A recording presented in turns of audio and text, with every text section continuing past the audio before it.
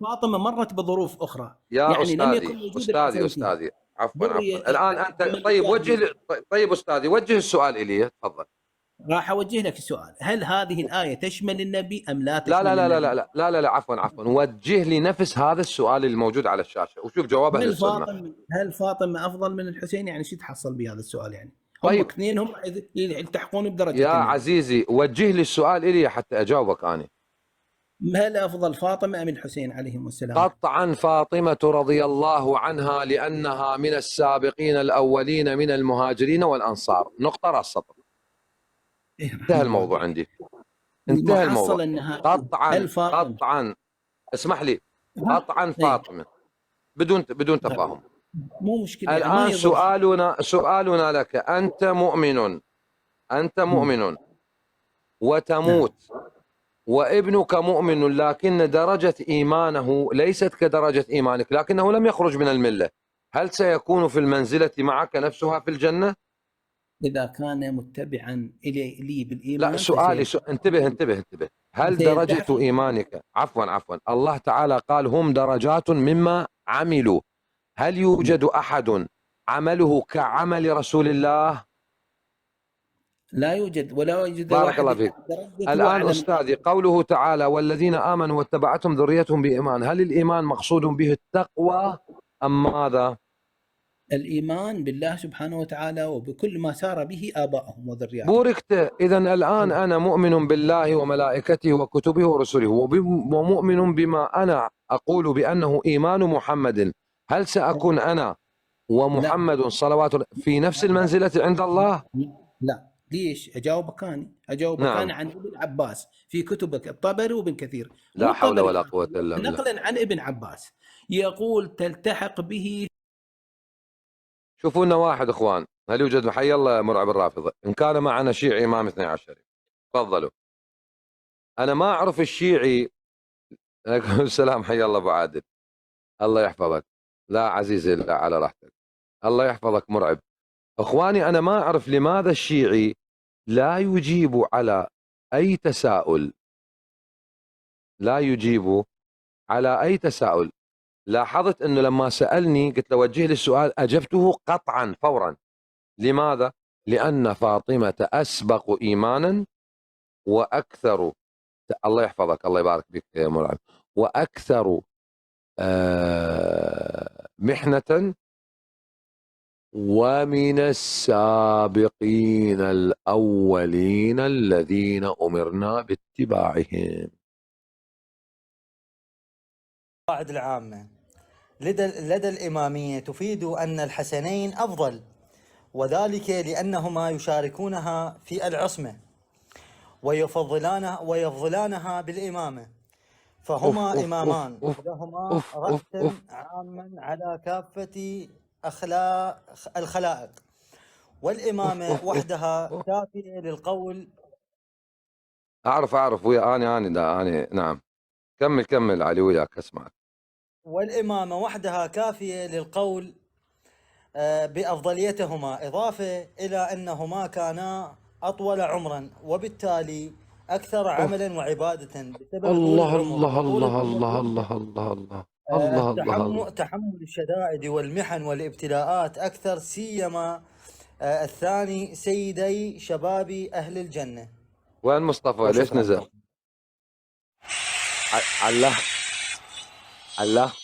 علاوي انت مقتنع بالجواب؟ والله ما ادري يعني طول العمر شو له علاقه بالسفن؟ إيه الحمد لله لما انت ما مقتنع، لان انت تعرف انه هذا الجواب يعني جواب مو منطقي تماما يعني. لا صح، مو هم لهم الافضليه بفضل الزهراء عليها. ما سويت شيء يعني غيرت شو اسمه. عليكم ورحمه الله. وعليكم السلام. ابو بكر بارك الله فيك. من النساء من اسلم؟ خديجه رضي الله عنها. طيب اذا لما ناتي الى الترتيب ماذا نقول؟ نقول هل الرجل يقدم على الصبي عرفا ام لا يقدم؟ يقدم صح؟ فنقول أول من أسلم من الرجال أبو بكر، ومن النساء خديجة، ومن الأولاد علي، باتفاق. باتفاق. طيب أنا راح أسألك سؤال بينك ما بين الله عز وجل، مو إلا تجاوبني هسه، لكن أريدك تفكر أنت لأنه يعني إنسان طالب للحق. أيهما أكثر أهمية، أن يسلم معك رجل كبير عاقل ذا مكانة في قومه، أم طفل في بيتك؟ شيء أكيد رجل عاقل بارك الله شيخ فيك. كبير. بارك الله فيك. أبو بكر الصديق أصغر من رسول الله صلوات ربه بسنة، بسنتين. نعم. تمام، بسنتين. يعني النبي لما أرسل عمره 40 سنة، أبو بكر قد كان عمره 38 سنة. شنو كان شغله بمكة؟ تاجر، غير التاجر نسابة العرب. نعم. نسابة العربي. كان عند العرب كان. بارك الله فيك. طيب إسلامه يكون، ولذلك لما أسري بالنبي، لما كان النبي يقول يعني يأتي بآية، يأتي بحادثة، يقول رأيت كذا، سيقول إلى من يذهبون ويسألون؟ لا يسألون لا خديجة ولا يسألون علي، وإنما يسألون أبو بكر. يقول صاحبك، حتى في حادثة الإسراء قالوا له أما سمعت ما قال صاحبك؟ قال وما يقول؟ عليكم السلام. قال يقول أنه أسري به الليلة إلى بيت المقدس، وعرج به إلى السماء السابعة ثم عاد. أتصدق هذا؟ المسألة أبو بكر ما سألوا علي، فماذا قالوا؟ ماذا قال؟ ايش قال أبو بكر؟ قال إن قالها فقد صدق، ولذلك سمي ماذا؟ بالصديق، لأنه صدقه مباشرة. وهذا دليل على كامل التصديق وكامل الإيمان عند أبي بكر. أحسنت. ولكن قوله تعالى أو عبد نعم. الله أكرمكم عند الله أتقاكم، أي أفضلكم. بارك الله فيك. الآن أريد آتيك بآية بشاهد آخر قرآني. تمام. قال نعم. الله تعالى وسيجنبها إيش؟ الأتقى. الأتقى. هاي اللي راح تخليك تصير سني. هذا هو بس هاي يعني يقول هواي بها آراء يا أبو عبد الله، هواي بيدوخ. اسمع. قال تعالى أعوذ بالله من الشيطان الرجيم.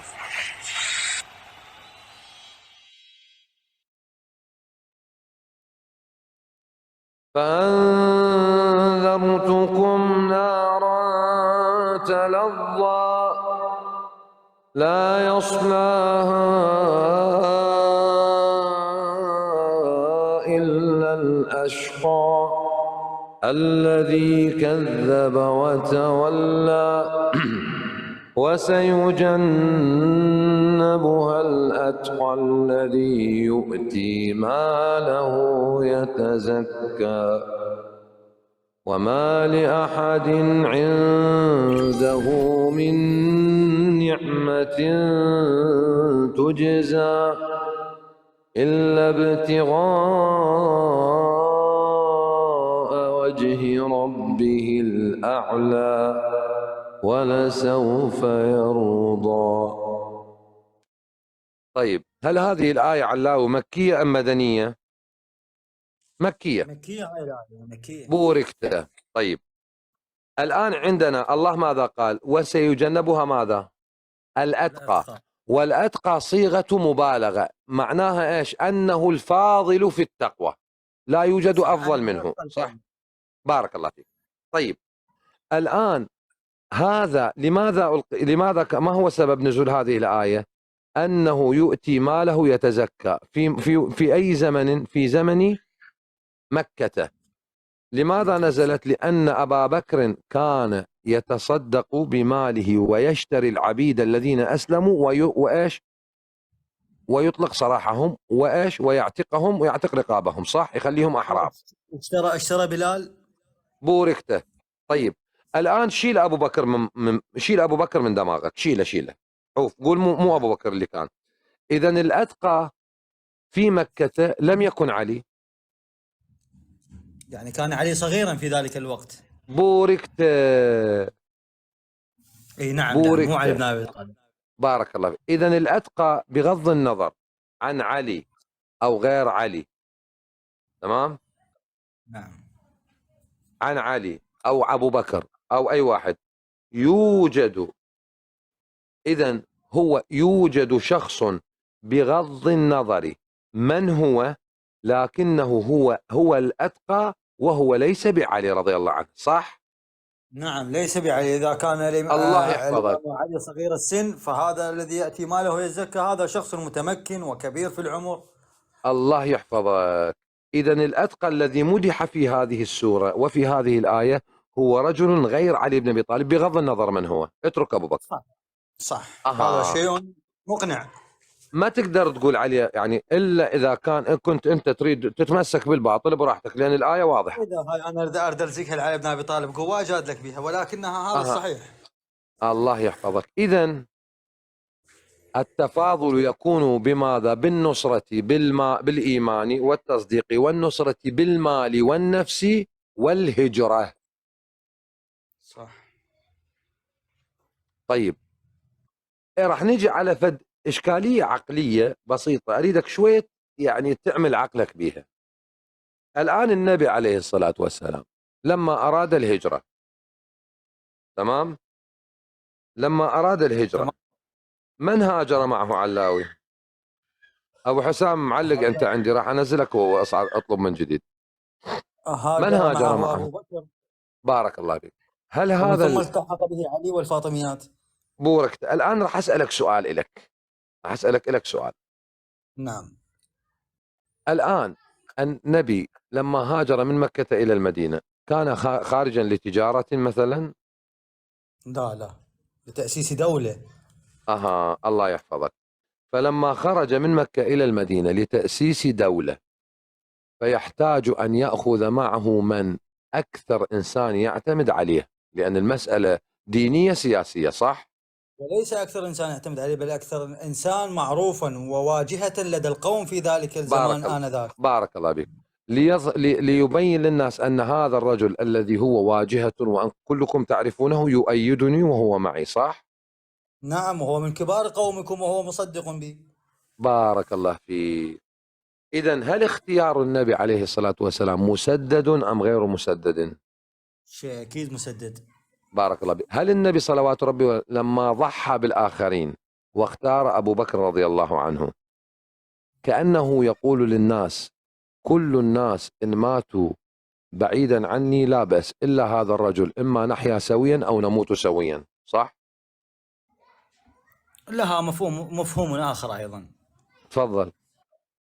وهو بأن ليس ضحى، ولكن أخذ معه كبير القوم الذي يعرفون له معارف في مكة والمدينة، وله سطوة وكلمة على القومين. لا هو سطوة ما عنده يا معود، يا سطوة هو سطوة ما عنده بكلمته يعني من وجهاء العرب.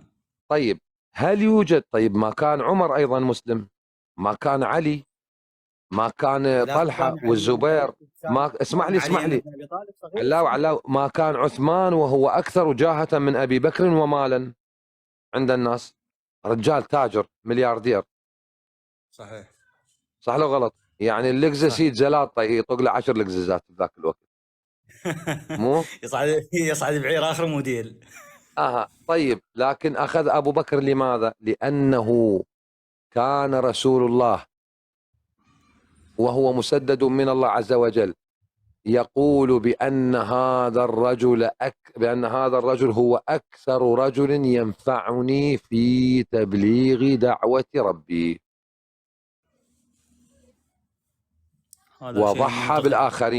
وضحى بالآخرين بما فيهم من؟ نعم.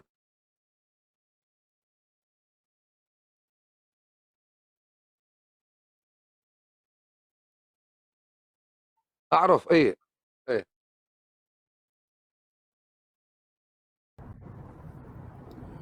السلام عليكم. وعليكم السلام. حيا الله ابو حسن. زين. نقرأ رسول الله في ذات يوم في المسجد قالوا دعوا لي صاحبي. هلا انتم تاركوا لي صاحبي، هلا انتم تاركوا، وهاي المشكله صارت ويا عمر. طيب اذا لما ياتي اهل السنه والجماعه يجمعون هذه الادله كلها ثم يستنتجون نتيجة بأن أبا بكر رضي الله عنه هو خير هذه الأمة بعد النبي، عندهم دليل. صح؟ نعم صحيح. بارك الله فيك. انتهى الموضوع. نعم صحيح، الأمور طيب واضحة، ولكن بس شو تسوي؟ الأمور واضحة بعد عمك بشين، احنا ربيعتنا ما يقعدون راحة. بس احنا رواياتنا مكشمشينها، ما ادري شلون نسوي. بحث، قلت له بحث مقارنة ما بين الطرفين. ما شاء الله، الله يكتب أجركم إن شاء الله.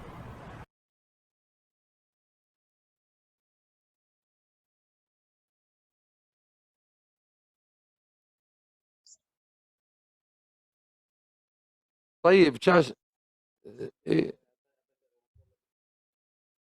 شاش مالك بعد عمك، ما تعوف السالفة، ما تعوف الجماعة وتخلص هو تنجو حد وياهم من نهاية رمضان، بس اكمل البحث لان اكو امور هواية يعني لازم افتهمها يعني اكثر، اتعمق بيها وادرسها دراسة دقيقة، لان هاي شغلة عقائدية مو شغلة يلا. حبيبي اي والله إيه. صادق. اسمع، انا ابشاركم وعليكم السلام ورحمة الله وبركاته. معلومة بفهم الواحد. سبحان الله، ابو بكر رضي الله عنه لما جيش الجيوش على المرتدين وقال في عقال، شوف عقال ناقة. شوف شنو العقال هذا اللي يربطون فيه الناقة، يربطون فيه الرشمة احنا نسميها بالعراق الرشمة. تدري يعني يوم تفكر فيها تصفن شنو اللي جيش الجيوش على عقال. يعني شوف حلف على عقال ناقة. الجيوش كم يبيلها من مال؟ شنو عقال ناقة؟ ايش سالفة مي عقال الناقة؟ السالفة دين الله. يعني عقال الناقة هذا الواحد لما يسقط شيء، هو زكى ما زكى، بس انه يعترف بالزكاة. شوف لو تجي واحد يعترف يقول لك الزكاة واجبة وفي الدين، هذا تقول ذنبه على الله ما زكى.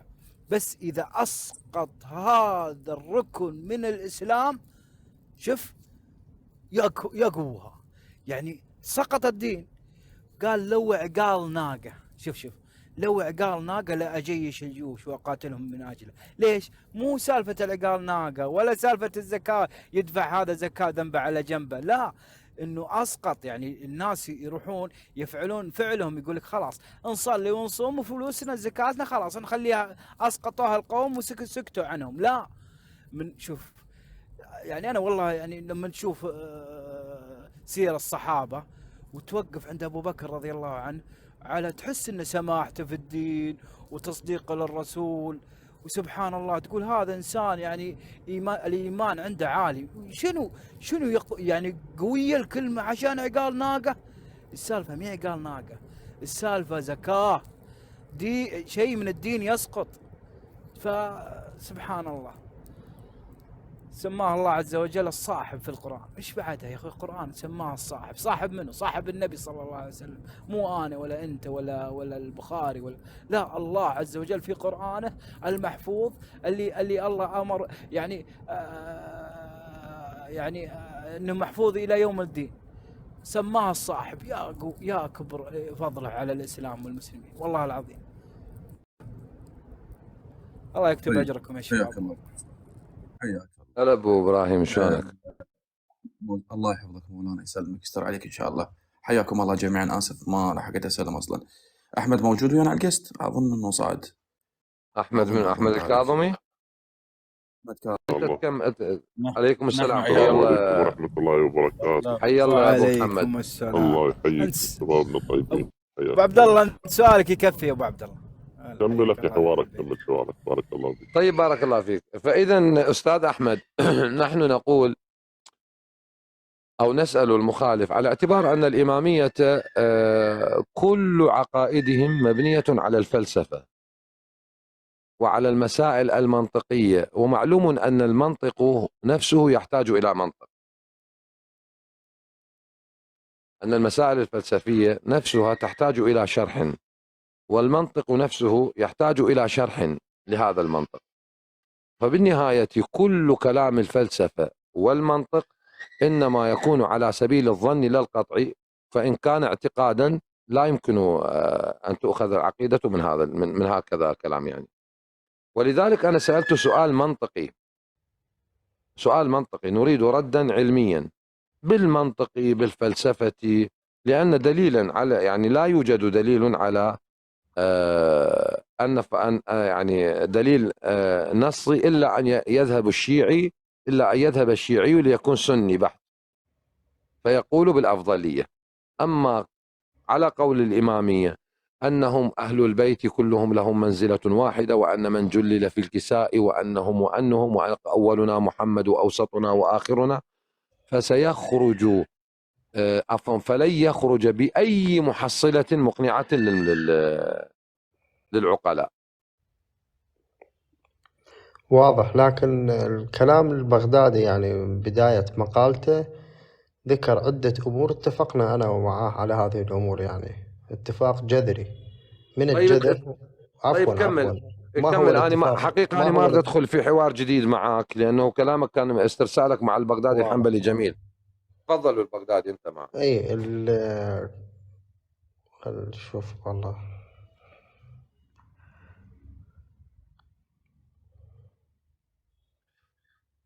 بغدادي جاي يحمد شاي، يحمد شاي. أنت لا هو. لا هو يحمد شاي.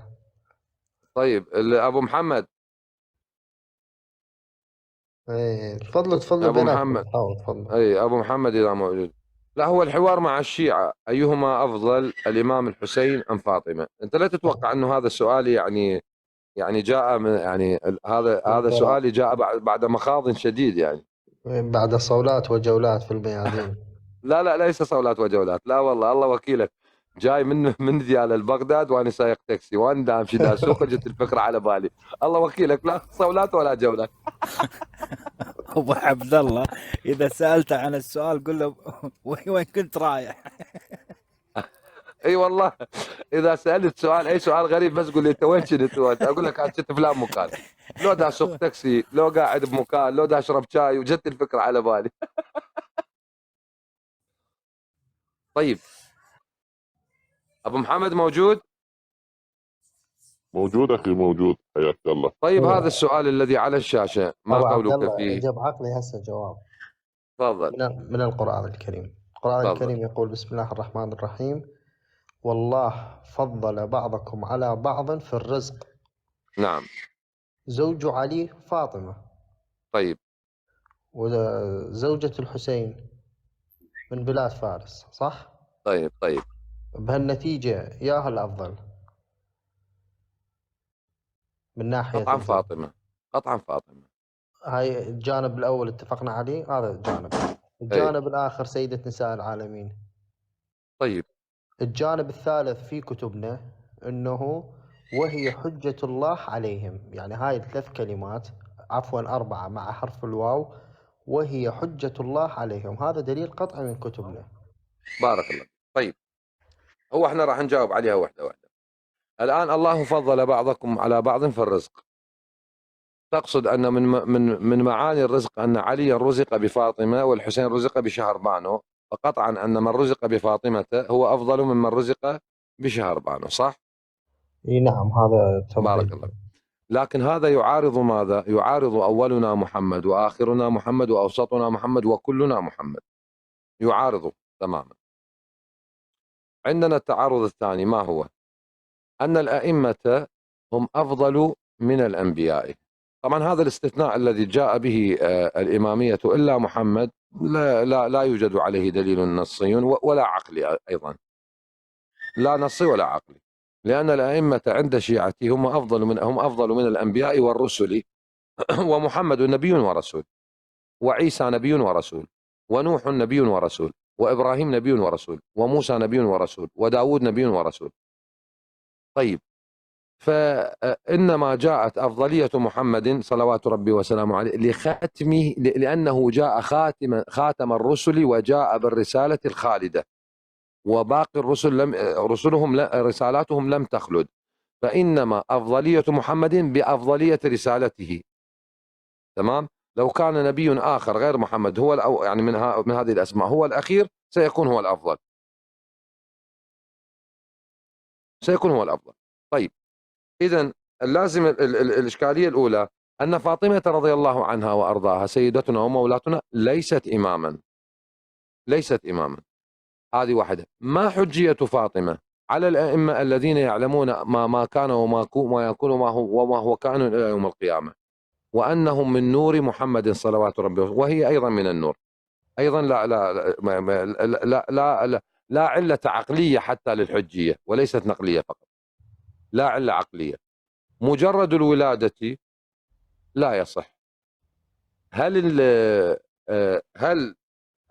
يعني عصمة الأئمة كانت بشرط يعني بشرط النسب أم يعني عفوا بقرينة النسب أم بقرينة الكساء؟ بقرينة النسب، بدليل حديث رسول الله. بارك الله فيك. إذا كانت بقرينة النسب، لماذا زينب ورقية وأم كلثوم بنات علي وهم مولودات من التقاء الطهر بالطهر لم يكن معصومات، طيب. ولم يكن لهن أي أفضلية؟ إذا راح ليست أجاوب. قرينة النسب، قرينة النسب. نعم. أجاوبك باختصار شديد يعني. نعم. أبو عبد الله، شوف، إحنا عندنا القرآن الكريم يعني لا ريب فيه هدى للمتقين، شك ما فيه. الحديث المتواتر كتاب الله وعترتي، يعني هذا متلاصقان أم لا؟ يعني حسب يعني القرآن الكريم يقول بسم الله الرحمن الرحيم ستكتب شهادتهم، يعني شهادة حضرتك أبو عبد الله، هل نعم. القرآن الكريم والعترة النبوية متلاصقان أم لا؟ هل اثناهما لا ريب فيهم؟ لا. طيب كيف نوفق لي بين الاثنين وبين حديث بارك رسول الله، الله؟ لأن تفضل. الله عز وجل ماذا قال؟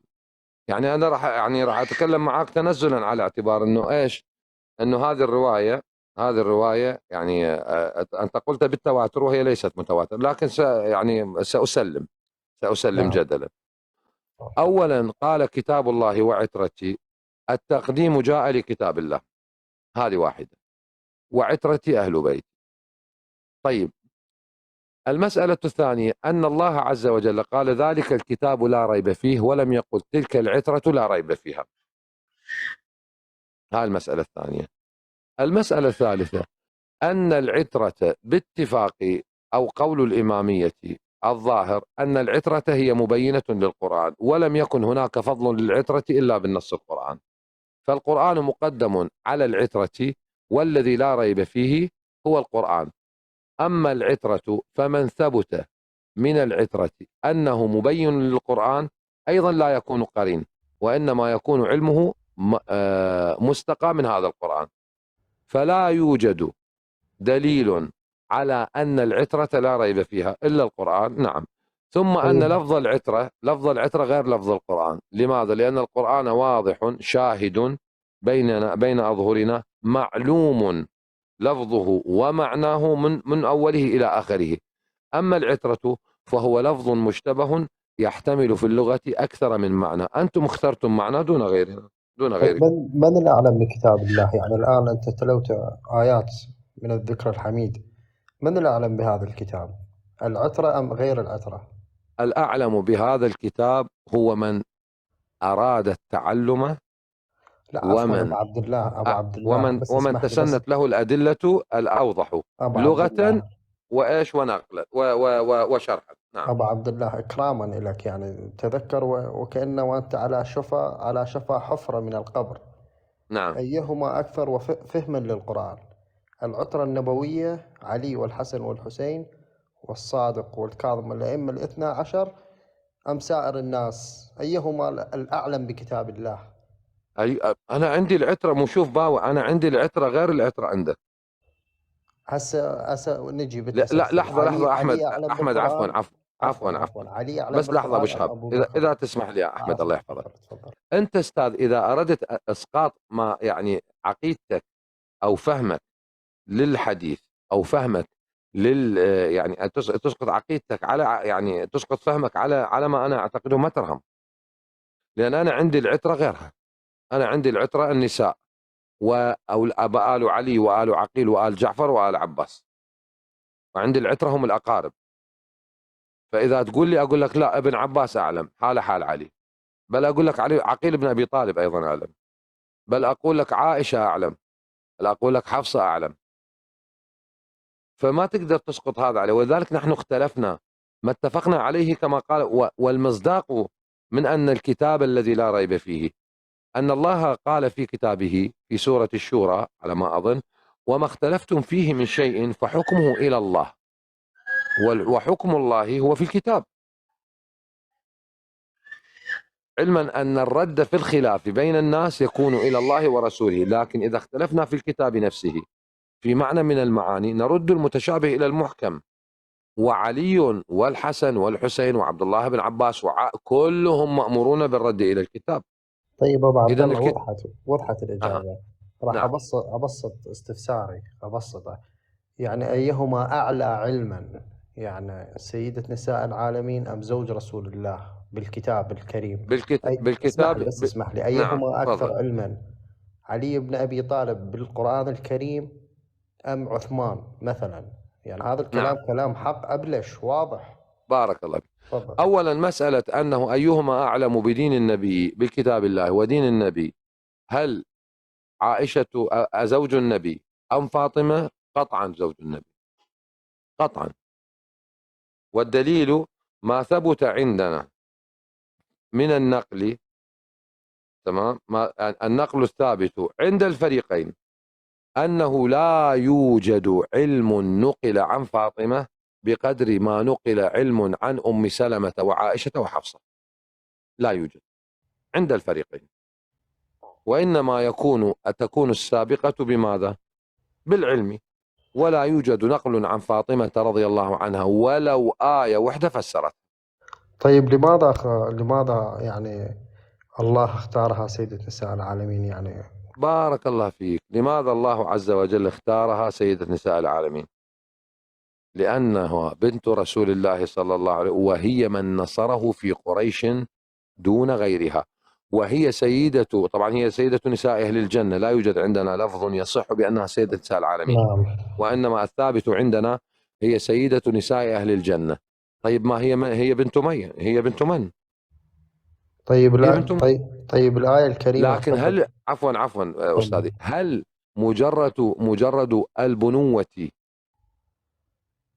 دليل على العلم؟ قطعا لا، لكن دليل على الشرف نعم. طيب أنت الآن تفضلت ليس دليل على العلم. أعتقد الآية من سورة الحجرات: بسم الله الرحمن الرحيم إن أكرمكم عند الله أتقاكم.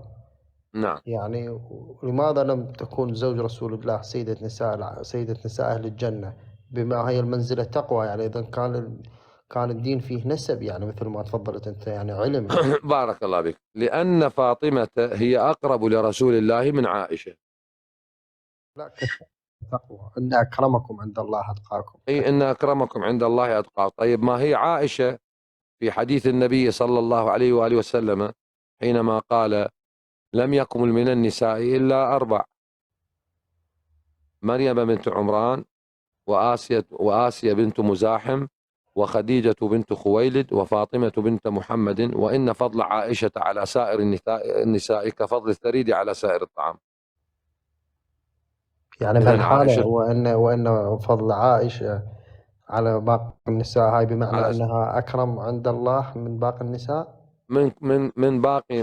من سائر النساء عدا هؤلاء الأربع. نعم. إذن اتفقنا أنه فاطمة بنت رسول الله هي أكرم عند الله من زوج رسول الله. فكان ماذا؟ أنا ما عندي هذا المعلوم. أنا الآن هناك مفاضلتان: مفاضلة الشرف والنسب، ومفاضلة النقل والعلم. العلم. سورة الحجرات بس خلينا اللي هي إن أكرمكم عند الله أتقاكم. طيب ما عندي مشكلة. الآن أنا عندي إن أكرمكم عند الله أتقاكم هو أولا لفظ عام، كل من اتقى الله يكون أكرم من غيره. السؤال الذي يطرح نفسه ونعود إليه منذ البداية: هل فاطمة أكرم من الحسين؟ نفس الشيء، رح نرجع أحمد نفس السؤال. أنا برجع برد إلى بالهواء. اي هو هذا غير يعني حوار موضوع البث. يعني انا اذهب معك الى ما شئت، لان انت انسان مؤدب محترم حقيقه. لكن لما انا ارجع الى سؤالي: ان كانت فاطمه اكرم، فالله قال فاطمه سيده النساء ولم يقل سيده اهل الجنه. طيب حتى وان قلنا سيده نساء العالمين، وليست سيدة نساء أهل الجنة، فهي سيدة على النساء. هل هي سيدة على الرجال؟ قطعا لا. فإن كانت تدخل في إن أكرمكم عند الله أتقاكم، هي أتقى من غيرها، تكون حتى أتقى من علي، وتكون أتقى من الحسين. إذا وصلنا إلى نتيجة أن هناك من هم أفضل من الحسين وهم ليسوا أفضل من الأئمة وهم ليسوا بأئمة، وليست لهم منازل أئمة، وليسوا مكلفين بتأويل وبيان الدين ولا بنقله، وليسوا مذكورين من ضمن الحجج الذين قال بهم الرسول على قول الشيعة، وهي امرأة ليست برجل. فيكون هناك من هو أفضل من الأنبياء والرسل والأئمة، من هم ليس بنبي ولا رسول ولا إمام. واضح واضح. هاي انتهت مداخلتي أنا، ترى راح يصير عندنا سحور، بس حياك حبيت أسلم حياك عليكم. حياك آسفين على الله، الإطالة، الله يرضى عليكم. حياك حبيبي، يا مرحبا، الله أهلا يسلمكم. أستاذ، يا أمان الله. أهلا أستاذ أحمد، حياك. ففضل السيدة عائشة الله يرضى عنها فضل جدا عظيم. فلذلك لما يسأل عبد الله بن عمرو بن العاص، يسأل النبي عليه الصلاة والسلام، يقول من أحب النساء إليك؟ قال عائشة. قال ومن الرجال؟ أبوها. النبي عليه الصلاة والسلام يقول للسيدة فاطمة، قال لا تؤذيني في عائشة، ويقولها حبيها يعني هي ولست لأمرهم. تحبين ما أحب وتبغضين ما أبغض، قال نعم، قال آه. أحبي هذه، نعم. والنبي عليه الصلاة والسلام طيب لا يحب إلا طيبة. فكل من إلى مكانته. إحنا من نذكر هاي الإشكالات اللي حضرتك أنت ذكرتها هنا، مسألة منو أفضل، سيدنا الحسين أو السيدة فاطمة. إحنا مو نريد نضرب ناس بناس وننزل قيمة أحد، لا، لكنه نريد نوضح أنه القواعد الشيعية قواعد مو صحيحة في مسألة التفضيل وفي مسألة مكانة الشخص. يعني إذا نريد ناخذ بالقواعد الشيعية، نقول أن الحسين أفضل من أبيه. مو هم يقول أنه الحسن والحسين سيدا شباب أهل الجنة وأبوهما خير منهما؟ لا، حسب القواعد الشيعية أبوهما ليس خيرا منهما. ليش؟ لأن الحسن أبو علي بن أبي طالب، وعلي بن أبي طالب أبو طالب، وعلي بل أفضل شوف من أبوه. أزيدك من الشعر بيت، المهدي أفضل من النبي نفسه. اي نعم، المهدي على أفضل من القواعد النبي نفسه. الشيعية. نعم، على القواعد الشيعية، لأنه وارث علم الأئمة. لا هم عندهم ان المهدي راح يسوي شيء النبي ما سواه، ما قدر نعم. يسويه وما حققه. فهو افضل من النبي عليه الصلاه والسلام بتحقيق الاهداف اللي يسعى، يعني اهداف العامه للاسلام. زين. زوجة علي بن ابي طالب فاطمه، العفو، ام الحسين فاطمه، وام علي بن ابي طالب فاطمه بنت اسد. وفاطمة بنت النبي أفضل من زوجة أبو طالب. المشكلة الشيعي يحط قواعد، لكنه إذا مشى على هذه القواعد راح تنضرب الأمور كلها عنده. فنحتاج أنه نفهم الشيعي، يا عمي الأمور ما تنقاس بهذه القياسات. والله أبو فلان وعمه فلان وقرايبه فلان، إن أكرمكم عند الله أتقاكم. فلذلك يجي الشيعي حتى وإن كان هذا الشخص من نسل النبي عليه الصلاة والسلام ويخالف العقيدة الشيعية، يضربوه. يا عمي انتم مو قلتوا هذا ابن الإمام، وهذا من العترة، وهذا من نسل النبي. شو صار؟ جعفر الكاذب. ورحتوا على اسم من عندهم يسقطوا محمد بن الحنفية، وهو أخو الأئمة وهو ابن علي بن أبي طالب. هاي المشكلة. العلة وين؟ المشكلة بعقيدة الشيعي، بفكر الشيعي، اللي هو ما بي قاعدة ثابتة ولا أمر ثابت. ولا شيء تقدر تعتمد عليه وتمشي على كل قواعد الشريعة. ف... عفوا اي نعم تفضل. عفوا كل الناس أبناء بغايا إلا ما خلت شيعتنا. هنا هل جعفر الكاذب أو جعفر الكذاب كما يصفونه الشيعة، هل هو شيعي أم ابن بغي؟ لا والله السؤال يكمن هنا. هاي كارثة. علي يعني جعفر الإمام ابن بغي. نازع الأئمة ونازع الإمام وادعى الإمامة. ويا المشكلة هو هذا مو شيعة من الشيعة الاثنى عشر، لا بالعكس حارب هذا الدين وأشار إلى أنه هو الإمام. فلذلك بالرواية الوحيدة اللي يستدلون على وجود المهدي أنه جاء يصلي على أبيه وعمره يعني بضع عشر سنة، اجى يصلي على أخوه جعفر، تقدم ليصلي على الحسن العسكري. يقول فجذبه شاب صغير فقال إني أولى بالصلاة على أبي يا عم. يقول فرجع جعفر وإجا صلى هذا الطفل. فهو تقدم كإمام لأنه لا يصلي على الإمام إلا إمام معصوم مثله. هاي عقيدة الشيعة.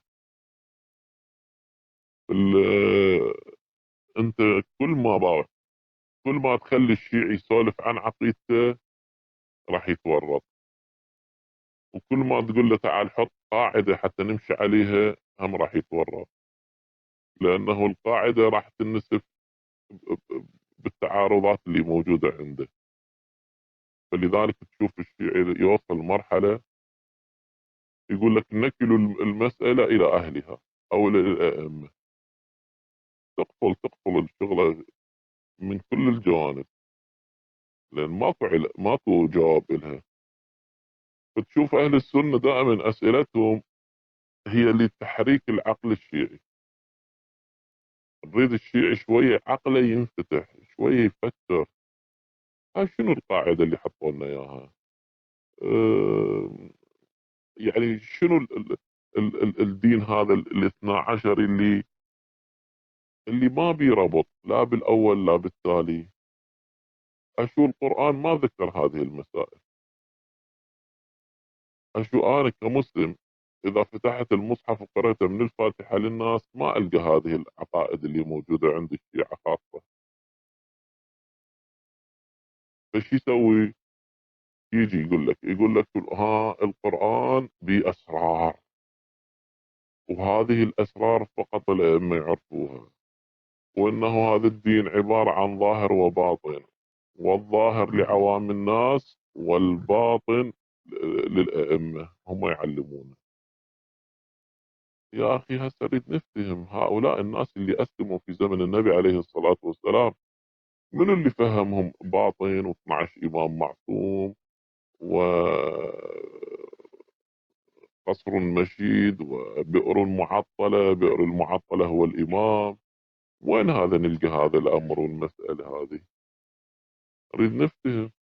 ما زين هؤلاء الناس اللي عاشت وماتت قبل لا تطلع هذه المسائل، علي بن أبي طالب هم وصل لهم هذه العقيدة؟ عرفوها؟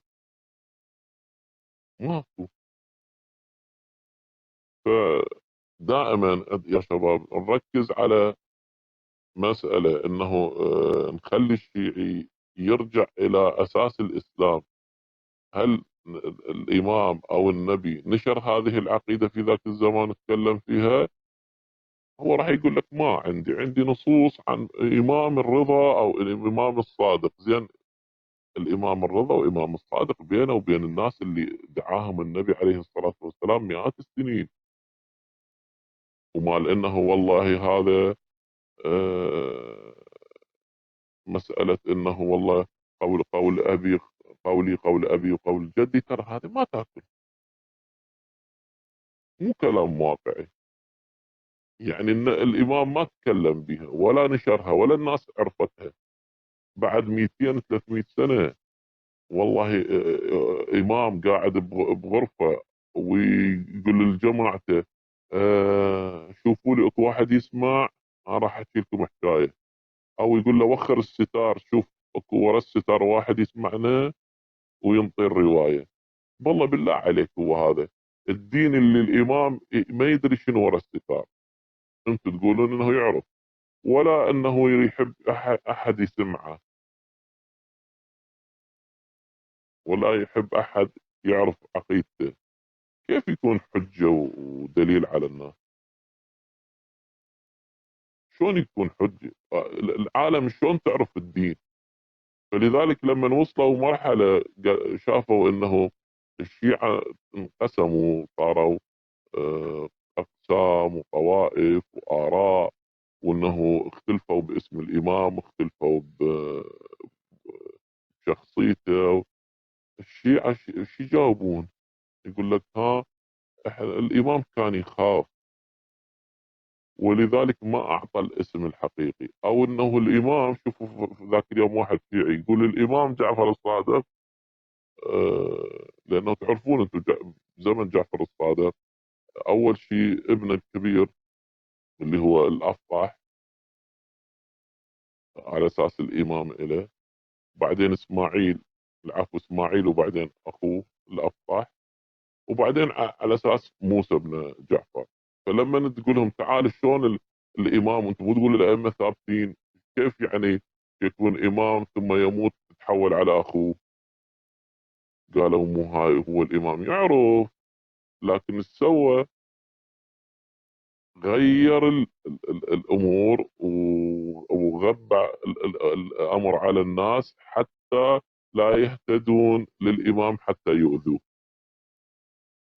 شنو هالترقيع هذا؟ انت شلون ترقع بهذا الترقيع المضحك؟ زين الامام كيف يكون حجه على الناس وهو الناس ما تعرفه؟ هاي سوالف مال احزاب، مال سحره، مال الف ليله وليله، مو مال دين. يعني الانبياء كلها ماكو نبي اخفى نبوته على الناس، ولا اكو صاحب اصلاح وهذا صاحب الاصلاح اخفى نفسه على الناس.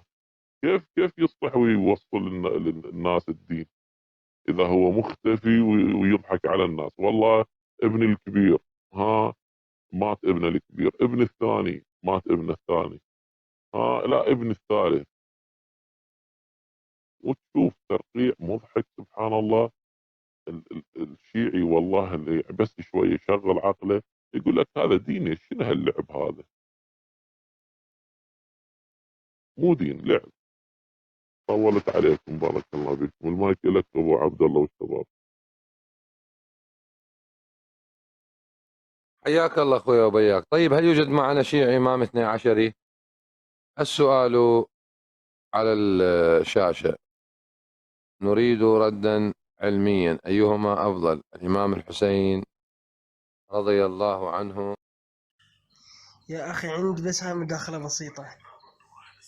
طيب اسأل، خل اجاوب على السؤال. اذا عندك انت شيعي ولا سني قبل كل شيء؟ شيعي شيعي امام 12. ايهما افضل، السيدة فاطمة ام الامام الحسين؟ كيف ما اسمعك شو تقول؟ اقول لك ايهما افضل، هل السيدة فاطمة عليه السلام ام الامام كلهم الحسين؟ أهل البيت عليهم السلام، كلهم أفاضل. يعني السيدة فاطمة، بارك الله، يعني السيدة فاطمة إمام السيدة كلهم فاطمة أفاضل. هي من تحت الكساء أبوها وزوجها الإمام علي أسد الله وأسد رسوله، ولديها هم أهل الكساء أهل البيت. طيب لا بس هسه نرجع استاذ امولي. عندك اسمعني. عندكم خلافة عمر وابو بكر، هي تنصيب الهي ام تنصيب شورى؟ تفضل جواب. لا بالشورى عزيزي، مو تنصيب الهي. سؤالنا لك اذا شورى، لماذا ابو بكر عند وصوله للموت امر الناس بمبايعة عمر ولا كانت ليس شورى؟ اذا بطلت شورى عندكم يا اهل السنة. طيب في بارك الله مصنف فيك. ابي شيبة نعم هي خلافتكم تمضرط. ايه صفقوله، طيح إيه، الله حظ ما شاء اجابته. الله عليك. صفقوله يا ايه عمولي عمولي. ايه ام ذاك اجابتك، لا خاريه ولا ضابتك. الأعراب آمنا قل لم تؤمنوا ولكن قولوا أسلمنا ولما يدخل الإيمان في قلوبكم وإن تطيعوا الله ورسوله لا يلتكم من أعمالكم شيئا إن الله غفور رحيم. إنما المؤمنون الذين آمنوا بالله ورسوله ثم لم يرتابوا وجاهدوا بأموالهم وأنفسهم في سبيل الله أولئك هم الصادقون. قل أتعلمون الله بدينكم والله يعلم ما في السماوات وما في الأرض والله بكل شيء عليم. يمنون عليك أن أسلموا قل لا تمنوا علي إسلامكم بل الله يمن عليكم أن هداكم للإيمان إن كنتم صادقين. إن الله يعلم غيب السماوات والأرض والله بصير بما تعملون.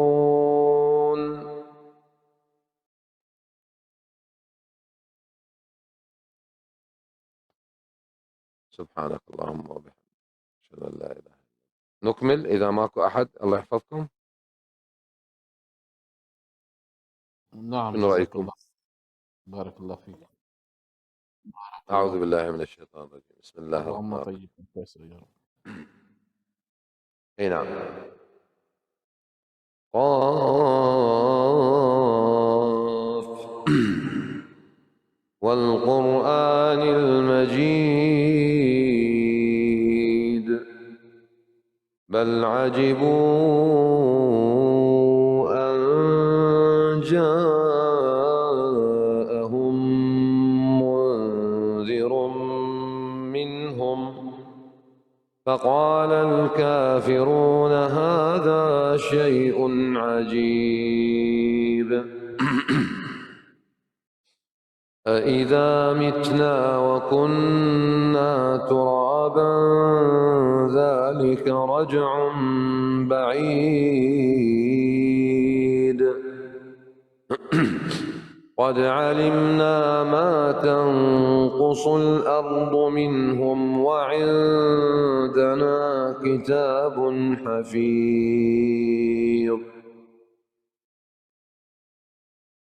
بل كذبوا بالحق لما جاءهم فهم في أمر مريج. أفلم ينظروا إلى السماء فوقهم كيف بنيناها وزيناها وما لها من فروج. والأرض مددناها وألقينا فيها رواسي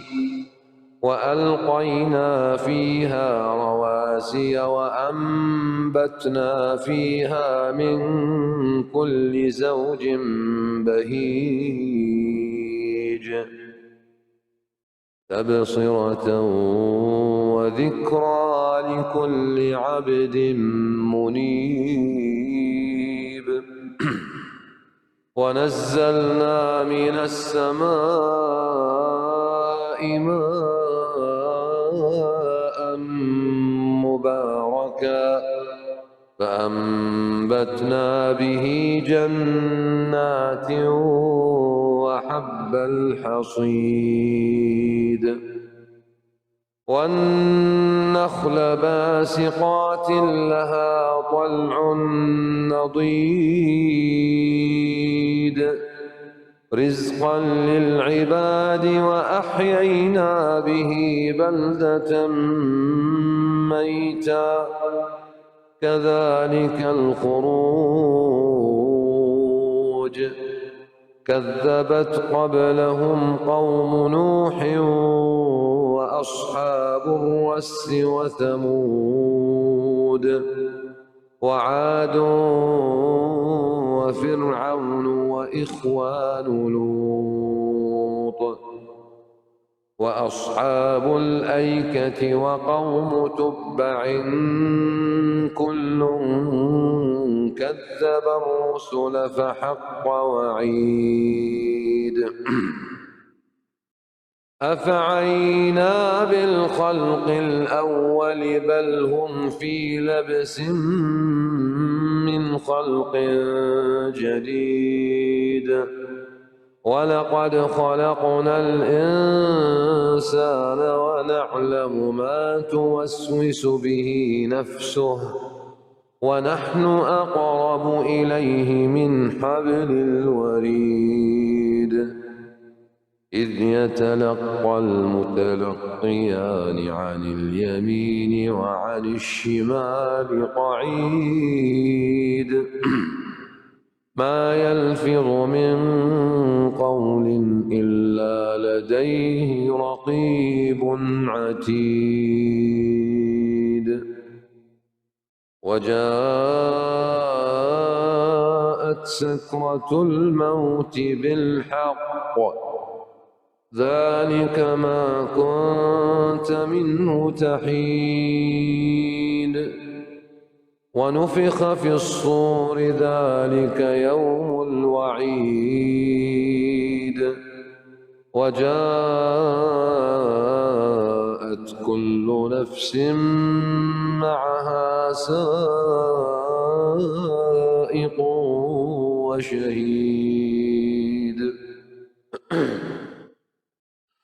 لقد كنت في غفلة من هذا فكشفنا عنك غطاءك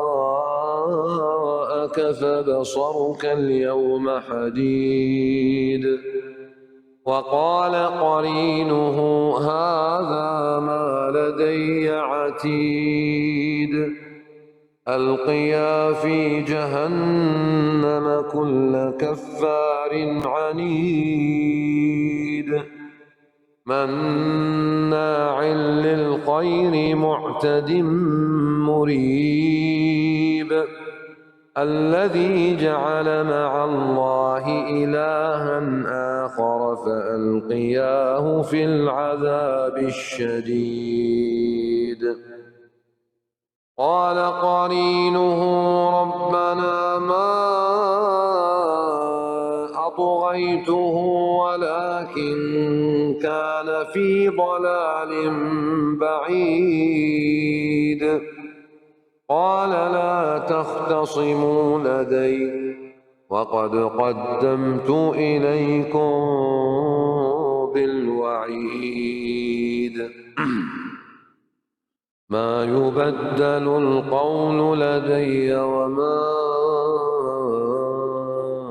أنا بظلام للعبيد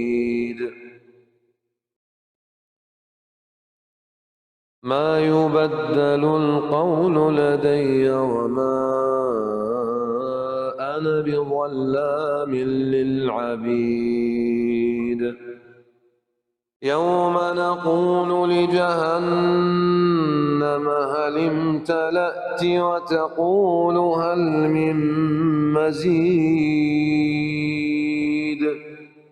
وأزلفت الجنة للمتقين غير بعيد هذا ما توعدون لكل أواب حفيظ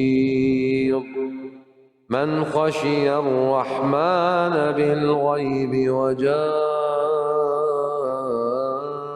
بقلب منيب ادخلوها بسلام ذلك يوم الخلود لهم ما يشاءون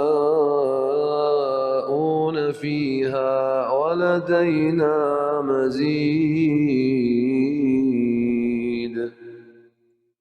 وكم أهلكنا قبلهم من قرن هم أشد منهم بطشا فنقبوا في البلاد هل من محيص إن في ذلك لذكرى لمن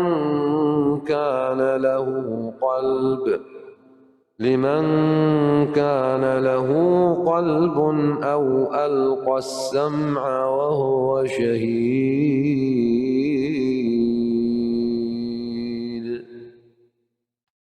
سبحانك اللهم وبحمدك نشهد أن لا إله إلا أنت نستغفرك ونتوب إليك.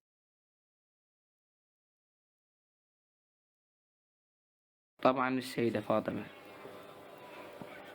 طيب الدليل يعني الستة مثلا نقدر نقول أنت أفضل من لا أنا ما أقول لك الدليل أريد الدليل لأن هذه مسألة شرعية مو مسألة يعني وأمي وأمك وخالتي وخالتك ما تفيد هذا دين. لا قصدي يعني هي يعني هسه مثلا أنت أفضل أم والدتك؟ مسألة إنه أنا أفضل أم والدتي قد تكون مو مسلم والدتي قد تكون مو مسلمة اعتبرها مسلمة طبعا والدتك أفضل من طيب وين من دون دليل نحكم إنه سيدة فاطمة هي أفضل من الإمام الحسين. لكن السيدة بارك الله بك لكن السيدة فاطمة عليها السلام ليست إمام والإمام أنت عندك أفضل من النبي. صحيح بارك الله بك. طيب الإمام عندك أفضل من النبي بارك الله بك. اسمح لي الإمام عندك أفضل من النبي بدليل قرآني قال إني جاعلك للناس إماما. بارك الله بك. أين قال الله عز وجل إني جاعل فاطمة أفضل من الأئمة؟ لا أنا جاي أقصد لك قلت لك ما يحتاج دليل على هذا الشيء. احنا المتفق عليه أنه السيدة فاطمة هي ليست إمام وإنما هي معصومة من ضمن أهل البيت وهي بنت رسول الله فهي والدها مكمل للدين اللي هو النبي بعد هي ما تحتاج أنه تصير إمام أو تنشر الدين حتى تصبح أفضل من أولادها. عيد شنو؟ جاي أقول لك إنه والدها اللي هو النبي محمد كمل الدين ونبي البشرية فهي طيب. ما تحتاج إنه تصير إمام أو تنشر الدين يعني مثل أولادها. طيب فبالطبع هي أحسن. أنا الآن أسألك سؤال أيهما أفضل النبي محمد أم أمه؟ نعم جاي تحكي بالدين أم بالحياة؟ بالدين وبالحياة. بالدين طبعا الرسول محمد. وبالحياة طبعا والدته. أوف أوف أوف أوف أوف أوف أوف لأن سؤال لو ما والدة النبي هل النبي محمد يصير أو هذا ما له علاقة شوف جعفر هذا ما له علاقة بالأفضلية لأنه يعني شوف الولد يجي تحصيل حاصل الله بس ماذا هل يقول؟ دينه اسمح هل لي اسمح دينه لي اسمح دينه في لحظة الصغر لحظة هو لحظة يختار لحظة أو والدته عفوا أو عفوا أبوه؟ عفوا الله نعم ماذا قال؟ نعم قال نعم ووصينا الإنسان بوالديه بوالديه حملته بوالديه أمه إيش؟ كرها نعم ووضعته كرها نعم وحمله وفصاله 30 شهرا. تمام؟ نعم ليش قال كرها؟ لأن هي من حبلت به هي ما تريد تحبل به، ومن جابته هي ما تريد تجيبه. صح صح لو غلط؟ صح طيب هنا ذكر فضل الوالدة على الولد باعتبار تعبها عليه، لكن مو معناته هي أفضل منه. مهما فضل الولد على أمه يبقى يقر بأنها أفضل، بأنها مفضلة عنده من باب رد الجميل. نعم هذا ما له علاقة بالأفضلية الدينية. نعم عرفت؟ هذا يعني أنت الآن حضرتك طالب مو؟ أي نعم قد تكون والدتك طالبة وقد تكون أمية. نعم أها زين. قد لحظة واحدة. نعم أحمد السوري أعرف كرها أي يعني هي نعرف إنه هي مو كرها معناتها كراهية، لكنها أكرهت على حمله وأكرهت على ولادته، فهي لم ترد حمله ممكن بس ولا أوضح ولادته. شغلة؟ ممكن أنا بس أوضح الشغلة؟ أي نعم. بالتعليقات اللي تقولون جعفر يعني أني أول شي عمري صغير، عمري 14 سنة، فأني القصد من هذه المحاورة إنه أتعلم، إذا صح. سواء هو الرجال تعلم من يمي أو أنا تعلمت من يمي. نفس ما قلت لك القصة أنا وأصحابي، ونفس الحكي اللي قلت له إياه، أتعلم من يمك وتتعلم من يمي. فرجاء يعني لا تظل تضحكون وجبت العيد وما أدري شنو، لأن يعني أنا باعتبار يعني قلت لكم إيه يعني قلت لكم أنا الولد بعده ولد صغير، وقلت له لأبو محمد، قلت له ولد بعده صغير ويحب يتعلم. طيب نعم. نرجع. إذا الأفضلية يا أستاذنا جعفر يعني أي. فضل الأم على الولد لأنها تعبت عليه، مو معناته هي أفضل أي. منه، بدليل أن الولد قد يكون قد يصبح الولد دكتور وأمه لا تقرأ ولا تكتب، فهو أفضل منها قطعا علما ومنزلة وما إلى ذلك. لكن نعم. هو لا ينسى فضلها عليه بأنها هي من ربته. هذه ما لها علاقة بالمفاضلة الشرعية. نحن الآن نتكلم عن مفاضلة شرعية. هل السيدة فاطمة أفضل أم الإمام الحسين أفضل؟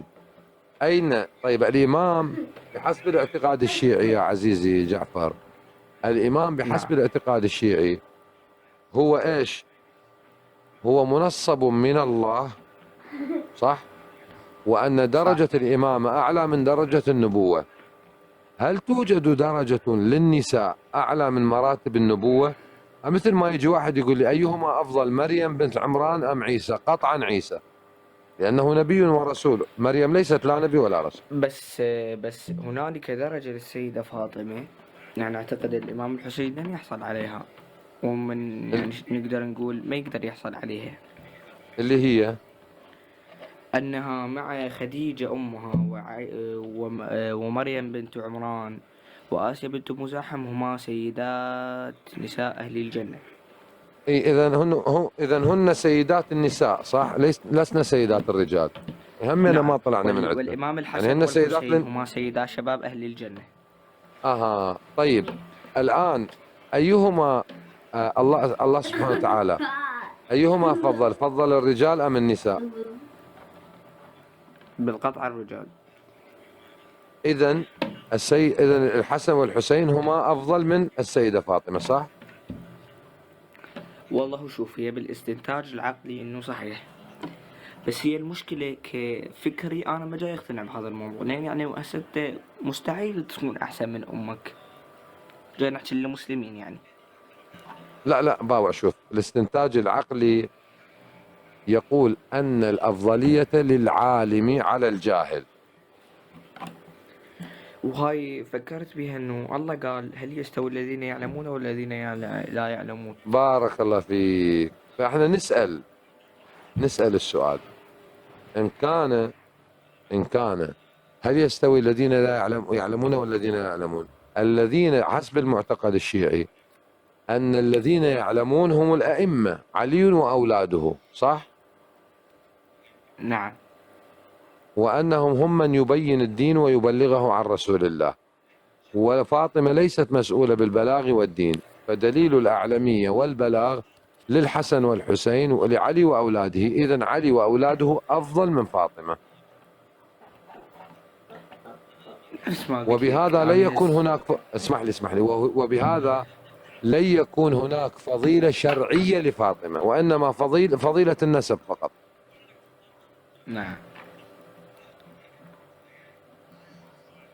بس يعني هساني اعتقد رسالة احد الشيوخ هو راح ارجع لك بس قبل لا اتكلم، الله يحفظك. اي نعم. راح نرجع على مسألة ثانية. نعم. إن كانت فضيلة النسب فالحسين يكون أفضل بحسب الاعتقاد العقلي الشيعي. ليش؟ لأن فاطمة عليها السلام هي بنت نبي، وأمها ليست مطهرة وليست معصومة. والله شوف اني هسه فالحسين عليه اسمح لي، الحسين عليه السلام يكون ابن معصوم وابن معصومة وابن طهر وابن ايضا ابن نبي. فبالمفاضلة العقلية عند الشيعة الحسين يكون افضل من النبي، لان النبي ابوه مو معصوم ولا امه معصومة. النبي؟ اي نعم. لا يا اخي قال لك.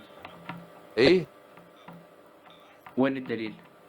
الدليل أنه الأفضلية تكون لمن كان هو ابن نبي أو ابن إمام، وهو إمام. فالحسين رضي الله عنه هو إمام. جاي أقول لك إنه النبي، وين الدليل إنه والديه كانوا كفار؟ أنا ما قلت كفار، قلت ليسوا بمعصومين وليسوا بأنبياء وليسوا بأئمة. أنت قلت كفار؟ لا ما قلت كفار، قلت لك ليسوا بمعصومين وليسوا بأئمة. صحيح. بارك الله بك. إذا يكون الحسن والحسين هما أفضل من النبي. نعم. الحسن والحسين يكونان أفضل من النبي سندا نسبا. نعم. ليش؟ لأن الحسن والحسين هما أئمة، وأمهما معصومة، وأبوهما إمام، والنبي رسول لكن ليست أمه معصومة ولا أبوه إمام. نعم بارك الله. سؤال: النبي محمد يرجع نسبه اللي هو اسمه محمد بن عبد الله بن عبد المطلب بن هاشم بن عبد مناف بن قصي بن كلاب بن مرة بن كعب بن لؤي إلى آخره، ونوصل إلى النبي إسماعيل وأبوه إبراهيم. نعم. يعني نقدر نعتبر أن النبي محمد جده نبي. طيب. نعم. ما هو الحسين إمام، والإمام أعلى من النبي. فاتفقت عنده مسألتين: مسألة أنه إمام، ومسألة أن نسبه أطهر من نسب النبي. هم نسبهم نفس النسب؟ لا، لأنه محمد بن عبد الله بن عبد المطلب بن كعب بن لؤي هؤلاء كلهم ليسوا بأئمة وليسوا بأنبياء. أنا جاي أحكي لك على بالدين، جاي أحكي لك كنسب هم من نفس القبيلة. ما عندي مشكلة. لا باوع. شوف، الانتساب ليس يعني، لأنه أبو إبراهيم ليس بمسلم وابن نوح ليس بمسلم، لكن الحسين بن علي أبوه معصوم وإمام وسيد الأئمة وهو نفس رسول الله، وأمه كذلك. أحسنت. بارك الله فيك. إذا نعود إلى ماذا؟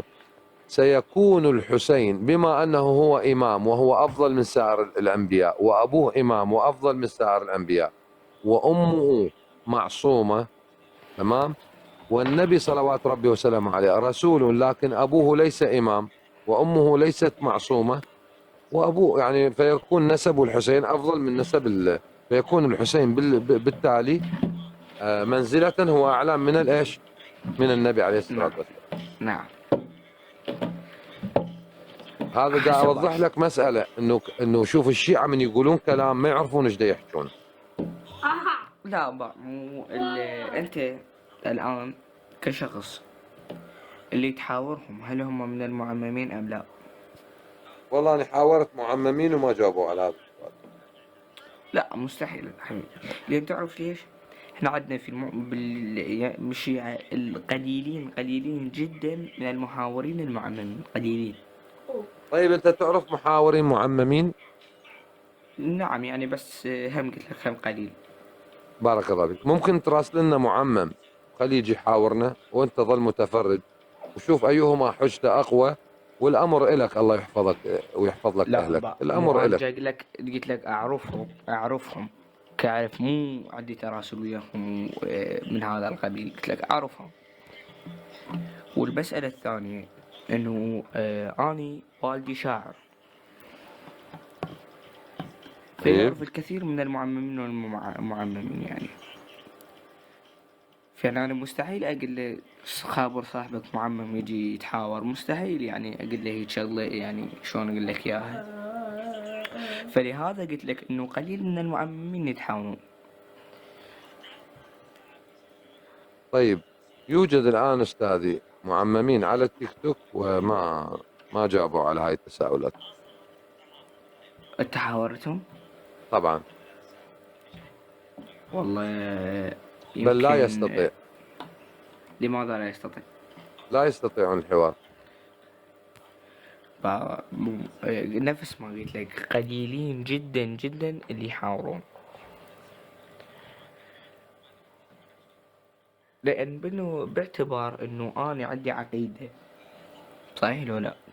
مقتنع بيها ومعتقد إنه أنا حطب للجنة بسبب هاي عقيدتي.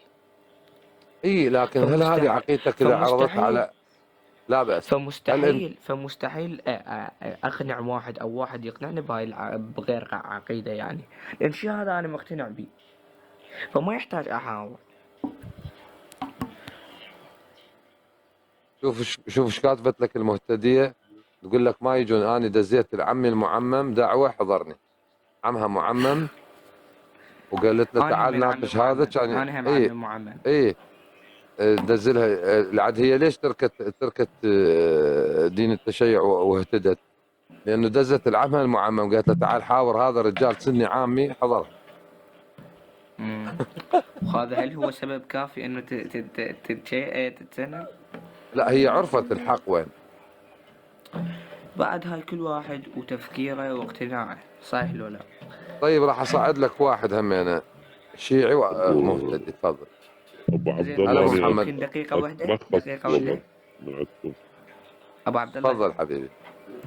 بس راح انزل من البث، انا بدي اجيب لك فت حقيقة جمعتها على موضوع البارحة.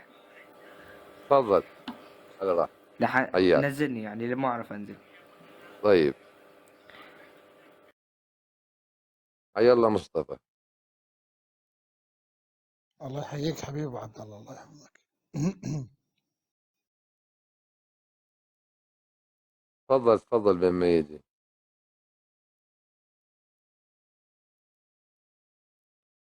لو تصعدت على موده يعني. وخوش ولد حباب خطيه صغير بالعمر ومؤدب جدا. لا الله يحفظه. لا والله مو الله يحفظه، هو مؤدب جدا. الله يهديه ان شاء الله. حيا الله احمد السوري.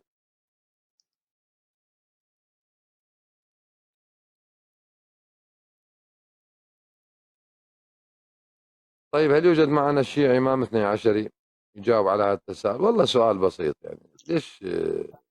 طيب ابو عبد الله، هو السؤال هذا يعني انا بس افتهم شغله، هو يعني له جواب يعني تعرف انت، وبعدين وين يوصل؟ يعني شنو الالزام المطلوب منه فيما لو اثبت لك ان افضليه الحسين او افضليه فاطمه؟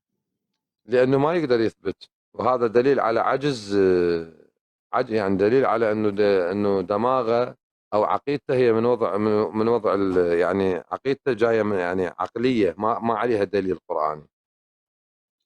ليش ما؟ لان ما عند اهل السنه والجماعه تعرف الجواب قطعا موجود.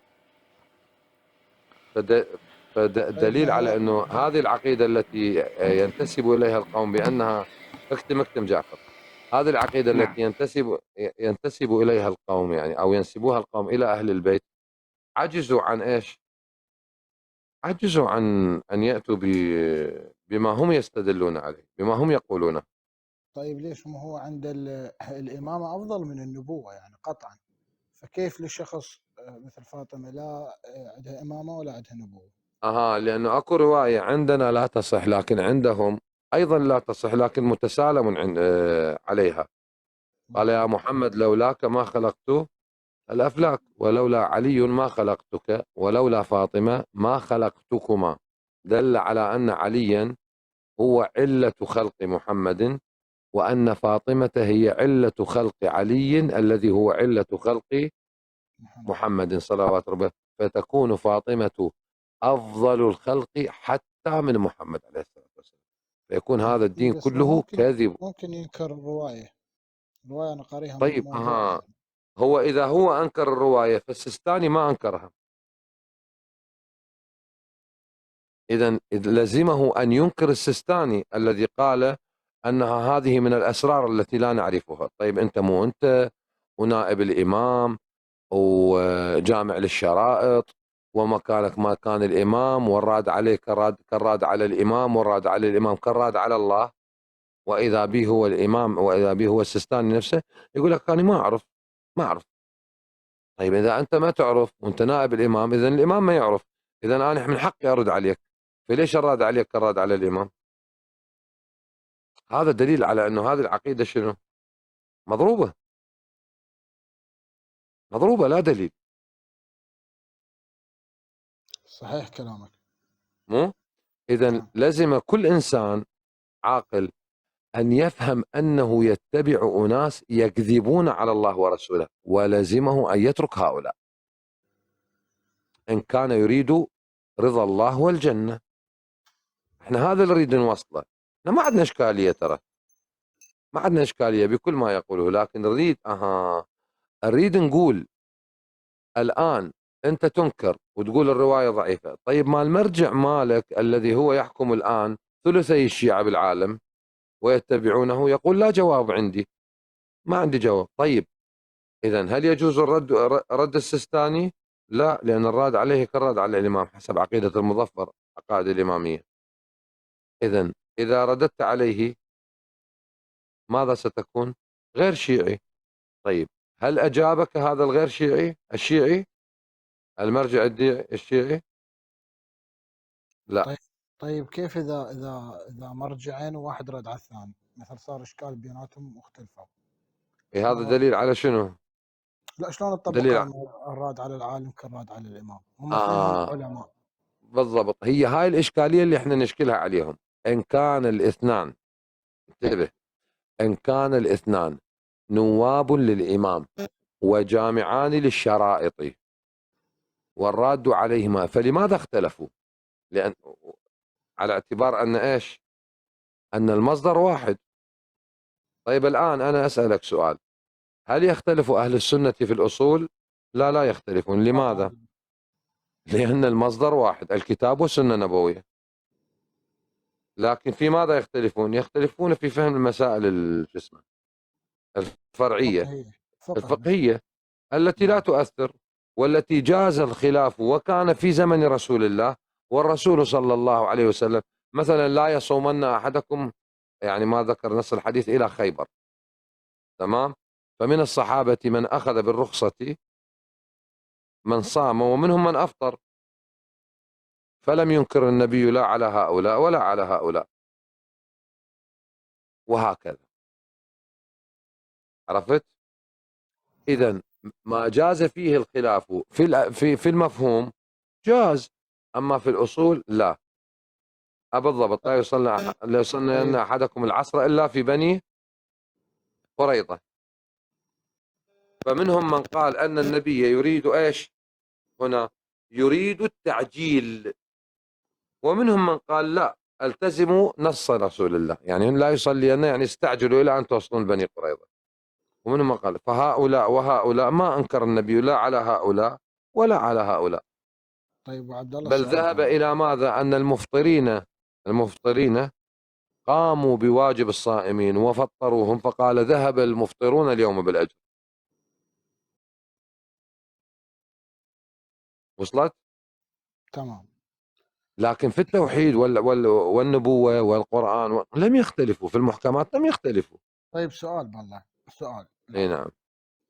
هو لما ما يجيز لك انه انت ترد على عالم، يعني كيف الله اجاز ان ترد على المعصوم؟ لان الله قال قل اطيعوا الله واطيعوا الرسول واولي الامر منكم فان تنازعتم في شيء فردوه الى الله والرسول. يعني جاز لك التنازع مع المعصوم باعتبار المعصوم هو ولي الامر، ولكن لم يجيز لك الرد على العالم. هذا ما ننكره نحن على من؟ على القوم. هاي الإشكالات اللي احنا نطرحها حتى نبين للشيعي العامي انه يا ابني ترى السالفة غلط، السالفة انت ترى دولة ضاحكين عليكم. شنو ما ترد على يعني ما ترد على المرجع والله بل شو اسمه، بل الأنبياء سألوا الله عز وجل. صح. رد وراجعوه، راجعوه. نعم. راجعوا رب العالمين، والنبي راجع الله. صح؟ صحيح. نبي الله إيه؟ نوح وبعد منه نوح وابراهيم وموسى كلهم راجعوا، والنبي محمد راجع، والصحابه راجعوا النبي وما انكر عليهم. زين. بل المراجعه وحده، مراجعه نعم. الصحابه بالنص القراني، إذ تقول للذي انعم الله عليه وانعمت عليه امسك عليك زوجك واتق الله وتخفي في نفسك ما الله مبديه، فلما قضى زيد منها وطرا زوجناكها. زيد يجي يقول له تعيرني، والنبي يقول له امسك عليك زوجك وهي ضاله في نفسه، الى ان الله بين.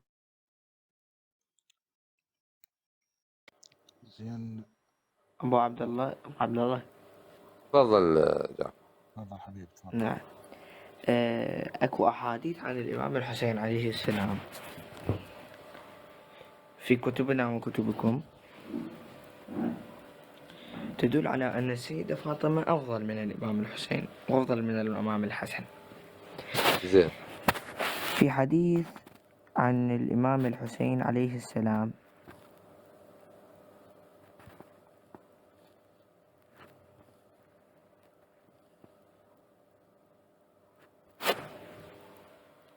ويايته اسمعك.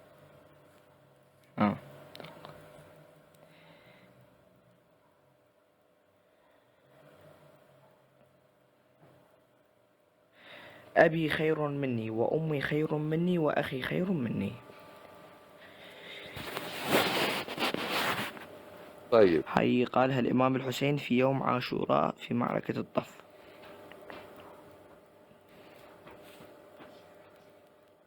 زين. طيب وشون راح شلون راح نطلع من الإشكال اللي يقول به جعفر الصادق أولنا محمد وآخر النبي على أساس رواية عن رسول الله، أولنا محمد وأوسطنا محمد وآخرنا محمد وكلنا محمد. نعم. شلون نطلع من هذا الإشكال؟ المقصود بها أن أولنا محمد هو النبي محمد عليه الصلاة والسلام. طيب. وأوسطنا محمد. أنت المعصومين 12 تقسيم 2 يطلعون 6، يعني الأوسط بهم اسمه محمد. معصومين 12 لو 14؟ قصدي 14، بس احنا جاي نحسب الأئمة. وعليكم السلام، حي الله. زين تفضل. نعم. ما راح إذا كان اكو 12، إذا كان اكو 12 ما ينقسم على 2. ليش؟ أنا جاي أحكي لك الأئمة. زين. طيب. أي. إذا ما طلع يعني 14 طبعا، هو ال 14 المعصومين، بس الأئمة 12. زين. هسه تتكلم على معصومين لو على أئمة؟ لا، على أئمة. زين. النبي عندك إمام؟ طبعا. شنو الدليل؟ دقيقة واحدة أعطيك الدليل. نعم.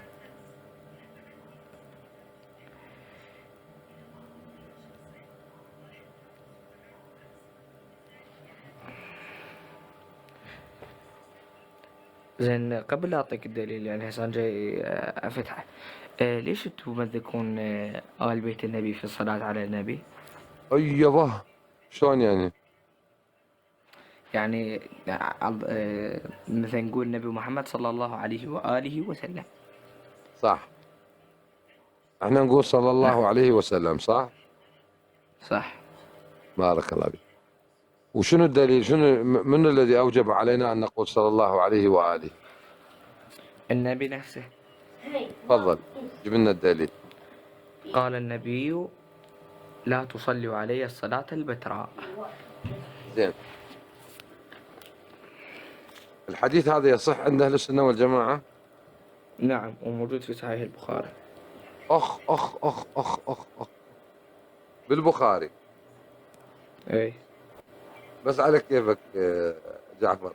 على كيفك ويانا. طيب استك خليك اي تفضل تفضل. زين حبيبي جعفر، منو الأصح الرواية لو القرآن؟ نعم. منو الأصح الرواية لو القرآن؟ مين تاخذ القرآن، بيه؟ بس إذا كان الحديث صحيح يعني هو منقول صحيحا ومتواتر عندكم. لا هو ما موجود عندنا أصلا، لا موجود لكن ضعيف، ما متواتر ولا لا موجود بصحيح البخاري. بس هسه خلينا نسلم لك هو موجود. القاعدة تقول الحديث اللي نختلف به نرده للقرآن، مو صحيح؟ هذه قالها الإمام الصادق. تمام، نروح للقرآن. أوكي. نعم. القرآن يقول يا أيها الذين آمنوا صلوا عليه وسلموا تسليما. ليش ما قال صلوا عليه وآله وسلموا تسليما؟ زين، سؤال: الصلاة على النبي الأصلية، نعم أنت معي، وياك. اللي هي ما ذكرها كلها، بس الموجز: اللهم صل على آل محمد كما صليت على آل إبراهيم في الملكوتين الأعلى. لا مو هيك، هو احنا نصلي الصلاة على النبي، ثبتت عنا الصلاة الإبراهيمية. اللهم صل وسلم إيه على سيدنا محمد كما صليت وسلمت على إبراهيم وآل إبراهيم إنك حميد مجيد، وعلى آل محمد. إيه، وهاي ليش نصليها ذكر آل بالصلاة. إبراهيم؟ ليش قال آل إبراهيم؟ يعني المفروض هم تصلي على آل محمد. اي طبعا، هو احنا نقول اللهم صل وسلم على محمد وعلى آل محمد كما صليت على إبراهيم وعلى آل إبراهيم. اي اذا المفروض انه تقول اللهم صل على محمد وآل محمد، او صلى الله عليه وآله وسلم. نعم، زين. احنا جاي نصلي على محمد وعلى آل محمد في الصلاة، نصلي على محمد لا، ليش وعلى في آل محمد. نقول صلى الله تقولون عليه وسلم، صح؟ صح. بارك الله فيك. الآن الله ماذا قال؟ خليني أوضح لك هاي النقطة.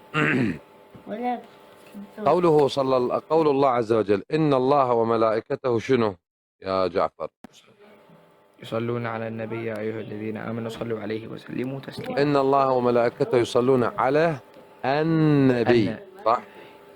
نعم. يا أيها الذين آمنوا، الأمر لمن؟ الخطاب للذين آمنوا الذين هم نحن، صح؟ نعم. زين، وراها ايش قال؟ صلوا عليه وسلموا طيب، تسليما. بارك الله فيك. هنا عندنا صلوا عليه وسلموا تسليما. عليه الهاء هذه ضمير الغائب عائدة على من؟ على النبي. على النبي. وسلموا تسليما. إذا نعم. الأمر هنا بالصلاة على النبي بحد ذاته وحده أم على غيره؟ نعم. ها؟ وحده. بارك الله. إذا ثبت عندنا أن الله عز وجل يصلي على النبي. نعم. بس وخر الطفل من يمك لن يحضر البيت. نعم. حمود اسكت. ايه. زين، ثبت عندنا أن الله يصلي على النبي، صح؟ صح. بارك الله. وأنه شنو؟ يسلم عليه وأمرنا بالسلام عليه، صح؟ صح. قال إن الله وملائكته يصلون على النبي يا أيها الذين آمنوا صلوا عليه وسلموا تسليما. تمام؟ نعم. نعم. طيب، ما هي الصلاة؟ الصلاة هي الدعاء في اللغة، صح؟ نعم. بارك الله. هل الله عز وجل يدعو للنبي؟ الجواب لا، وإنما الصلاة إذا كانت من الأعلى إلى الأدنى تكون المباركة، تمام، وإيش؟ نعم. والرفعة. نعم. فيكون الله إذا صلى على النبي معناته يبارك عليه ويرفعه. نعم. طيب، الملائكة تصلي على النبي، تدعو الله عز وجل أن يبارك عليه ويثني عليه ويرفعه. تمام؟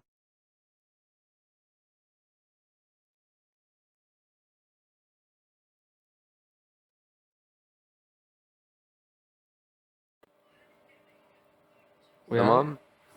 أسمعك. تمام. زين. فماذا قالوا لما جاء؟ قال كما في صحيح البخاري أن النبي صلى الله عليه وسلم خرج علينا فقلنا يا رسول الله قد علمنا كيف نسلم عليك، لماذا؟ نقول السلام عليك أيها النبي، فكيف نصلي عليك؟ بما أن الصلاة هي دعاء والدعاء عبادة من العبادات، لازم أن يعلمنا النبي كيف نتعبد الله بالدعاء له. نعم. تمام؟ فقال قولوا اللهم صل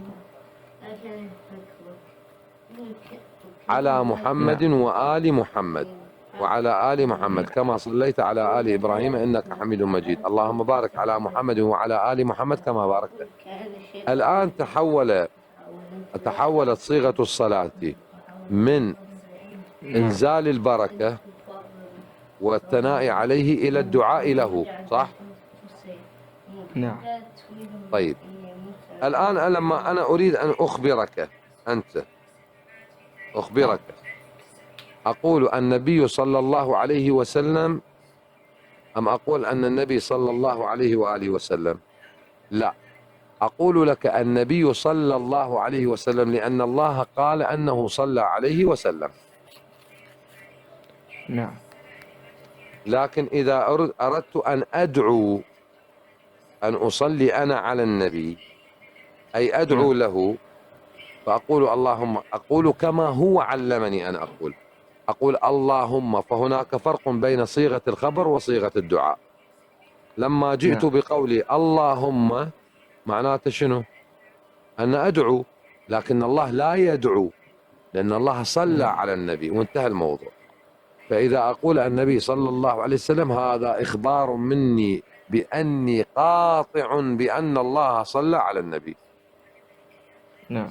لكن إذا أردت أن أصلي عليه فهو الذي يعلمني كيف أصلي عليه، فقال لي اللهم قولوا ادعوا لي ولآلي، اللهم صل على محمد وعلى آل محمد.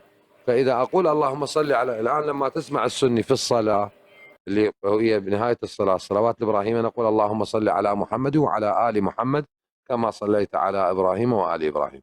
لماذا؟ لأنه هكذا علمنا. لكن إذا أردت إخبار أحد أقول له النبي صلى الله عليه وسلم.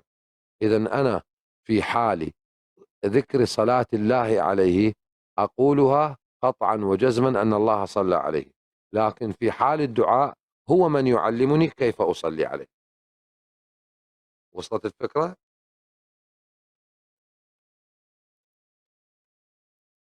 نعم. زين. سؤال. أنت هسه الآن ما جاوبتني، أنت ما جاوبتني على سؤالي الذي هو هل النبي محمد صلى الله عليه وسلم إمام عند الشيعة؟ أنا طبعا لقيت الدليل، بس والله يعني بالتيك توك جاي أفتح الصورة ما جاي تفتح، فلازم أطلع من البث وأرجع. طيب، خل لك شغلة. أنا أبشرك بشغلة واحدة جعفر وليدي. نعم. ما راح تلقى من كتب الشيعة كلها ولا نص واحد النبي يقول أنا إمام. أنا مو من كتب الشيعة، من كتب السنة. عند اهل السنه النبي امام، عند الشيعه ليس بامام.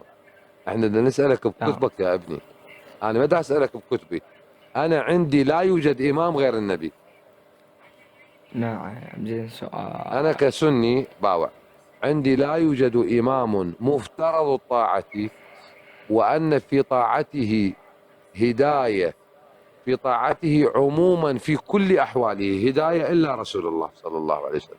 لكن عند الشيعه النبي ليس بامام، والدليل يقولون نحن اماميه 12 طيب النبي وشنو شغله؟ يقول لك هذا رسول نعم يعني مو امام. لا هو امام. شنو الدليل؟ هو امام. ها هي الدليل نعم. ماكو دليل، لان النبي لم زين يقل. أسألك سؤال. نعم. هل الأئمة عليهم السلام أفضل من النبي؟ لا طبعا. إذا إحنا بل بنقول الأئمة لا الاثنا يوجد احد، عشرية اسمح لي، لا يوجد احد على وجه الارض، لا يوجد احد على وجه الارض خير من رسول الله صلى الله عليه وسلم. أحسنت. نحن من نقول نحن أئمة 12 فنحن لا نقارن بين النبي وآل بيته، فإحنا لو قلنا إنه إحنا أئمتنا كل لا الطاعة لا فإذا اني باوع نرجع شوف، نساوي بيناتهم. اسمح لي يا ابني، نساوي اسمح لي. بيناتهم رجاء. لا اسمع لي. دقيقة، اصبر. انت الان اذا تقول بعقلك انت بالنسبة لك كشيعي عقلك ما يشتغل. باوع شوف اكو لماذا؟ فرق. باوع انت كشيعي عقلك لازم ما يشتغل، لان كل الدين يحتاج الى تفسير من المعصوم. طبعا، والتفسير يأخذ من المعصوم. بارك الله فيك. ولكن والتحريف في القرآن هو اكو تحريف بالقرآن في التفسير.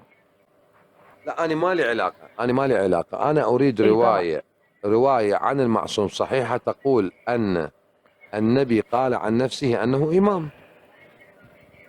نعم هسه اجيب لك اياها بس لازم اخرج من البث وارجع. طيب انت راح تخرج، راح يصير السحور عندي بعد، وين تريد تعال باكر، انا يوميا افتح. هسه ساعة بساعة بثلاثة و10. لا بعد وقت الصلاة بالأربع بالخمسة لا ثلث يمكن. مو على الصلاة زين، انا ما اريد اقوم ارتاح، ما اريد اقعد شوية، ما اريد اصلي لي ركعتين. والله انا هم بعد انا هم ما مسحها، بس يعني بس يتحملني هال10 دقائق. زين روح وتعال، يلا ننتظرك، روح جيب لنا الدليل ان النبي امام. تفضل. نزلني. هلا بيك. ابو عبد الله راح يتاخر للفطور مو للسحور، راح ياخرك. الله وكيلك راح يتاخر الجسم، راح يتاخر للظهور مو للسحور. لا حول ولا قوة. طبعا هو الولد مؤدب جدا، انا يعني مؤدب وعقليته يعني اكبر من عمره. صح. اي حباب. وهذا المشكلة، اذا ابوه شاعر يصير عقله كبير. هاي شنو الدليل؟ لانه دائما قاعد ويا الشعراء، والشعراء دائما عندهم وجدان. يعني دائما الشاعر انت تسمع، يعني تسمع شو اسمه، دليل عقلي تسمع هذا. الشاعر. اي انت من تسمع الشاعر زين تحتاج الى شنو؟ لا تسمع اعطيني كلامه. نص، اعطيني نص. ماكو، هذا دليل استقرائي مو استنباطي. الله يساعدك. هذا استقراء من الواقع. ابو عبد الله العفو. ولو شاتف كل شيء تريد نص بعد عمك اللاصق. انطيني نص انه انت موجود بالبث، يلا. ارجع احكي وياك. من يقول انت؟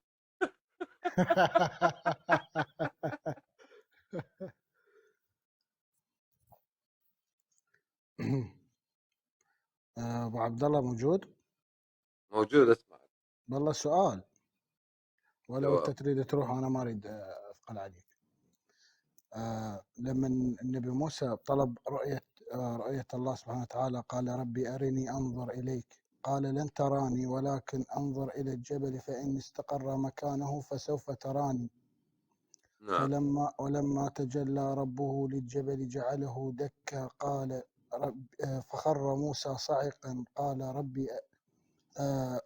قال ربي فلما أفاق قال ربي تبت إليك.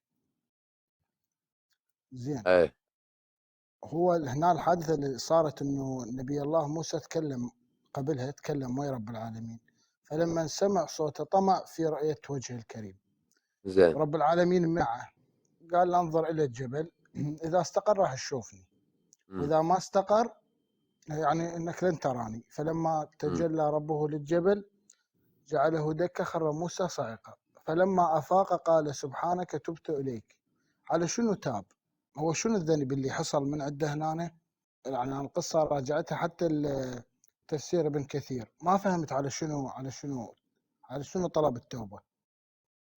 طلب التوبة من الخوف انه هو تجاوز الحد، الحد شنو؟ حد بانه شنو؟ طلب من ربه، انه تجاوز الحد بانه طلب من ربه ان يراه، والله ما يعني ما جوز له ذلك.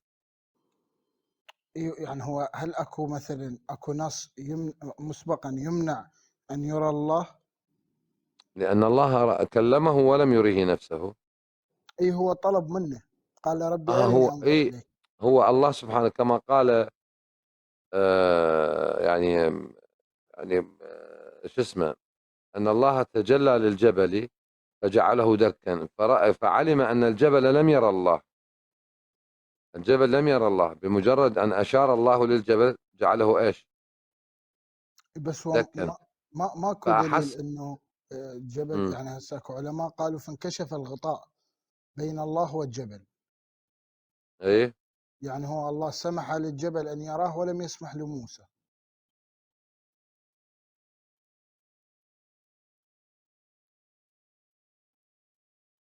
من قال ان الله قال؟ الله قال تجلى. اي تجلى، هو شنو نوع التجلي؟ ايه التجلي شنو هنا؟ شنو الرؤية، التجلي؟ الظهور. هو تحتمل المفرد اكثر من معنى. اي اذا التجلي هنا شنو؟ الظهور.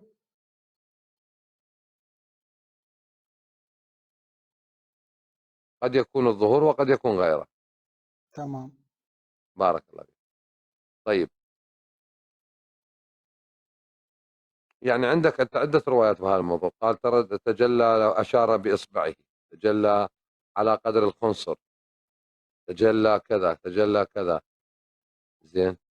هسه هو مو اشكال بالتجلي شنو إيه. نوعه، نعم قد يكون مثلا تجلى باصبعه او نعم. غير شيء، الله اعلم، يعني ما نسال عن الكيفيه. لكن هو شنو اللي سواه نبي الله موسى الخطا حتى قال ربي تبت اليك؟ لأنه موسى عليه السلام لما رأى أن الجبل جعل دكا، يعني الجبل انمحى، ماكو جبل، فأدرك عظمة ربه وأنه لا يجوز له أن يكلمه بهذه الطريقة. عرفت؟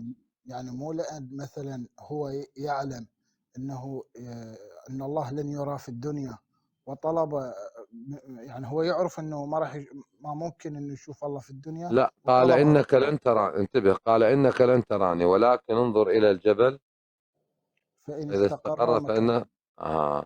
طيب، لما قال له فإنك لن تراني لكن انظر إلى الجبل فإن استقر مكانه فسوف تراني. فلما تجلى ربه للجبل جعله دكا وخر موسى صاعقا، فخاف من يعني انه يعني من عظمة الخالق اللي هو طلب من عنده فشي، يعني الرعب من الخوف، قال خر صاعقا من الخوف، فاستغفر الله، يعني مثل الحس نفسه انه ما يصير هذا السؤال يسأل. وصلت؟ تمام مم. وصلت. قال سبحانك اني وانا اول المؤمنين. وهذا ليس فيه دليل على انه ايش؟ انه شك، ان كان عنده شك في الايمان، لكنه من باب ايش؟ باب انه يريد ان يعلم اكثر بعد. وهو هذا شو وقت هذا كان في الميقات. صحيح. كان في الميقات. عشت ايدك، جزاك الله الخير، ما اريد اطول عليك بعد وراك. لا بالعكس. صلاة. لا بعد عادي، ما ادري انا السحر متاخر. الجبل لم يتحمل، صح، الجبل لم يتحمل.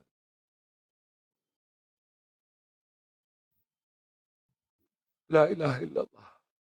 لا هو بهاي المسألة هو بيان انه يخاطب موسى يقول له انت ما راح زين، احنا تتحمل تشوف. السؤال هنا، السؤال مم. السؤال الجميل، هذه مراجعة لو لا؟ بوم. شلون؟ هذه سؤال موسى لله مراجعة أم لا؟ سؤال موسى مراجعة. آه، مراجعة. شو وين مراجعة بالموضوع؟ راجعة، أحب أن يعلم أكثر.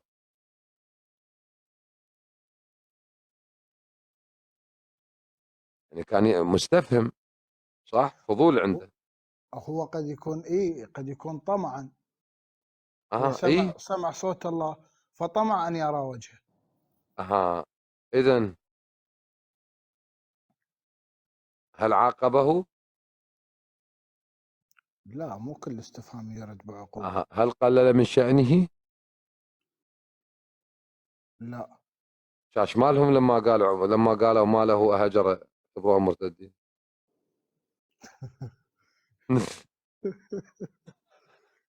شاش مالكم مو من دهر شرط. صابكم، دهر اليوم صابكم. بيته.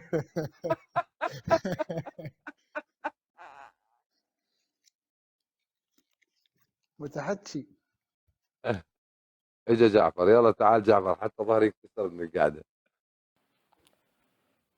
نعم، السلام عليكم. وعليكم السلام. تفضل. لقيت الدليل. يا الله، هم راح غاب. بس اعطيني بداية هذا وانا اجيب لك اياها. حتى لو بس مفهومها، يعني مو شرط دقيقة بعد ما أقدر يوقف.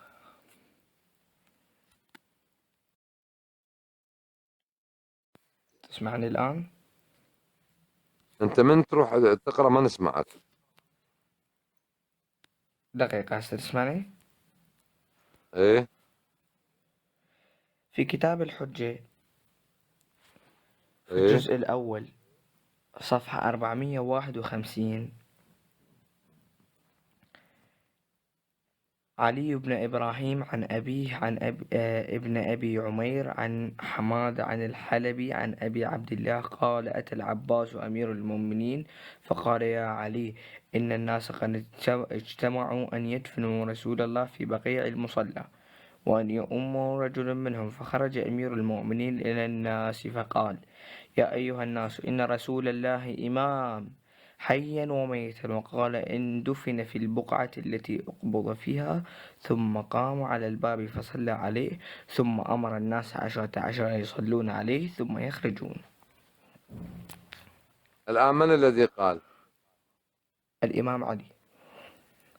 والنبي وين قال أنا إمام؟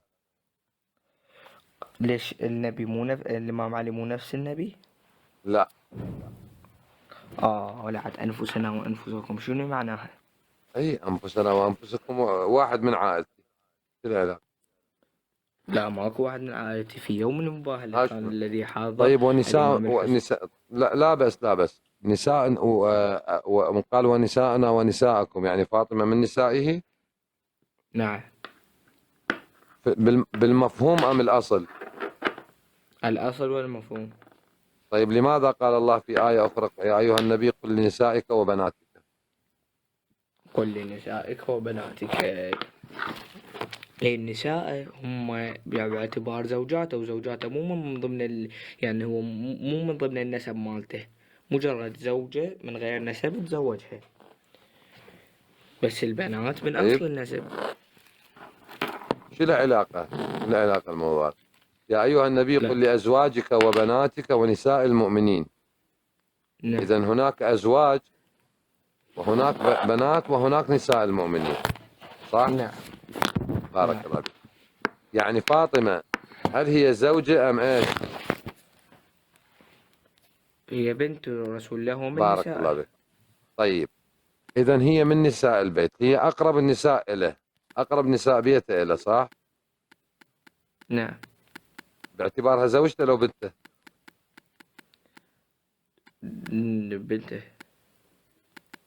بنته. تمام. الآن النبي لما جاء يباهل، تعرف شنو معنى المباهلة؟ لا والله، بس يعني أنا أعرف آية المباهلة.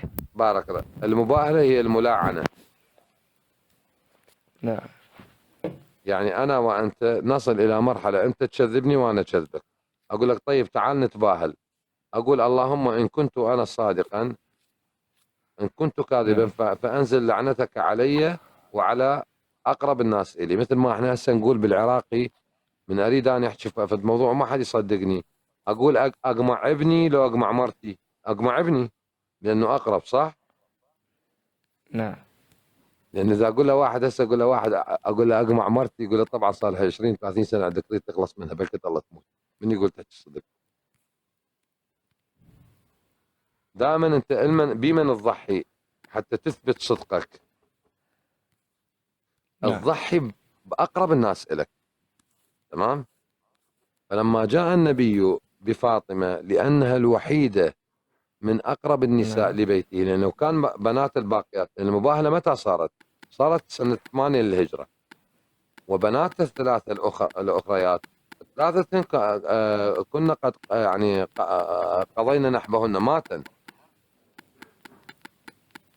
رقية وزينب وأم كلثوم قد متنا، ولم تبقى إلا فاطمة، فجاء بفاطمة، لأنه لو كان نعم. بنات الأخريات معه كان أتى ببناته ولا يأتي بالزوجة، لأن معلوم أن الزوجة البنت أقرب، ليس عنده ولد وليس عنده ولد إلا من فاطمة، فجاء بالحسن والحسين، وجاء بابن عمه لأنه هو أقرب الناس من أولاد عمه إليه، لأنه ابن عمه وربيبة وأبو أولاده، ليس له علاقة بأنهم نفسه. السؤال هنا يطرح نفسه، هل النصراني الذي أراد أن يباهله أيضا أتى بابنته وأحفاده وزوج ابنته؟ لا قطعا، يأتي بأقرب الناس إليه. فجاء النبي بأقرب الناس إليه، ليس معنى أنهم أنفسه، بل هم أقرب الناس لنفسه، لأنه لو كان النبي علي بن أبي طالب نفس النبي لأنه هو زوج بنته وابن عمه، لكان أتى بعبد الله بن عباس أيضا، ولكان أتى بعقيل أخوه، وهذه ما تلزم، وإنما هذول أقرب الناس إلي. أقرب الناس إلي من ولد عمي، من هساني أبسط، من عندي بنتي أنا مزوجها لمن؟ الابن أخويا، صح؟ الآن ابن أخويا أنا عندي 3 ولد أخويا ما عدا هذا، 2 عفوه والثالث، لكن أقرب الناس إلي منه هذا. ليش؟ لأن أول شيء ابن أخويا، وبعدين زوج بنتي، وبعدين حفيدي، أي شايب عمري 50 سنة، بعدين حفيدي اللي هو ابن بنتي هو ابن هذا الرجل، فهو أقرب لي من باقي أخوته.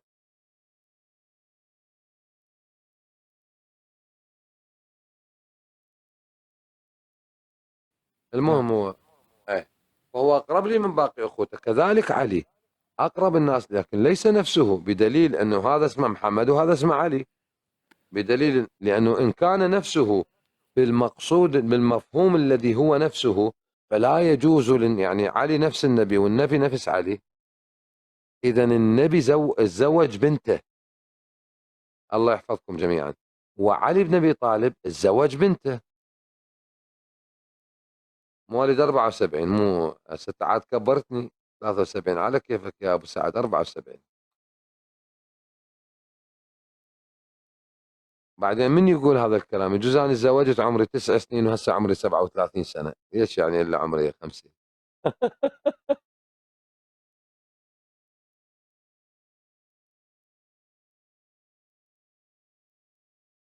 أبو عبد الله العفو أضاف أنه لو هو كلمة النفس تفهم مثل ما هم يفهمونها، لكن الله قال لقد جاءكم رسول من أنفسكم عزيز عليه، إذن هو الرسول بل نفس الكفار، بل عندك اقوى من عندها، قال ما اصابك من حسنه فمن الله، وما اصابك من سيئه فمن من؟ فمن نفسك. أوب أوب أوب أوب أوب أوب. ومنو نفسه؟ علي. يعني شكو مصيبه منين؟ من ارض بابل. نبو تراب. الله يحفظك ابو سعد، بارك الله فيك، انت لطيف. عليكم السلام، حيا الله الأبارك. طيب اخواني استاذن انا حقيقه لان تعبت يعني. راحتك، خذ راحتك استاذ. اي والله، وبعد تقريبا بعد ساعه ونص هم يراد واحد لما شوي يقعد يرتاح يعني يتسحر. نعم جعفر خلي اسئلتك على باكر، لو تدري شو تسوي دز لي تليجرامك ونظل انا وياك نسولف على التليجرام او اكتبهن بورقه.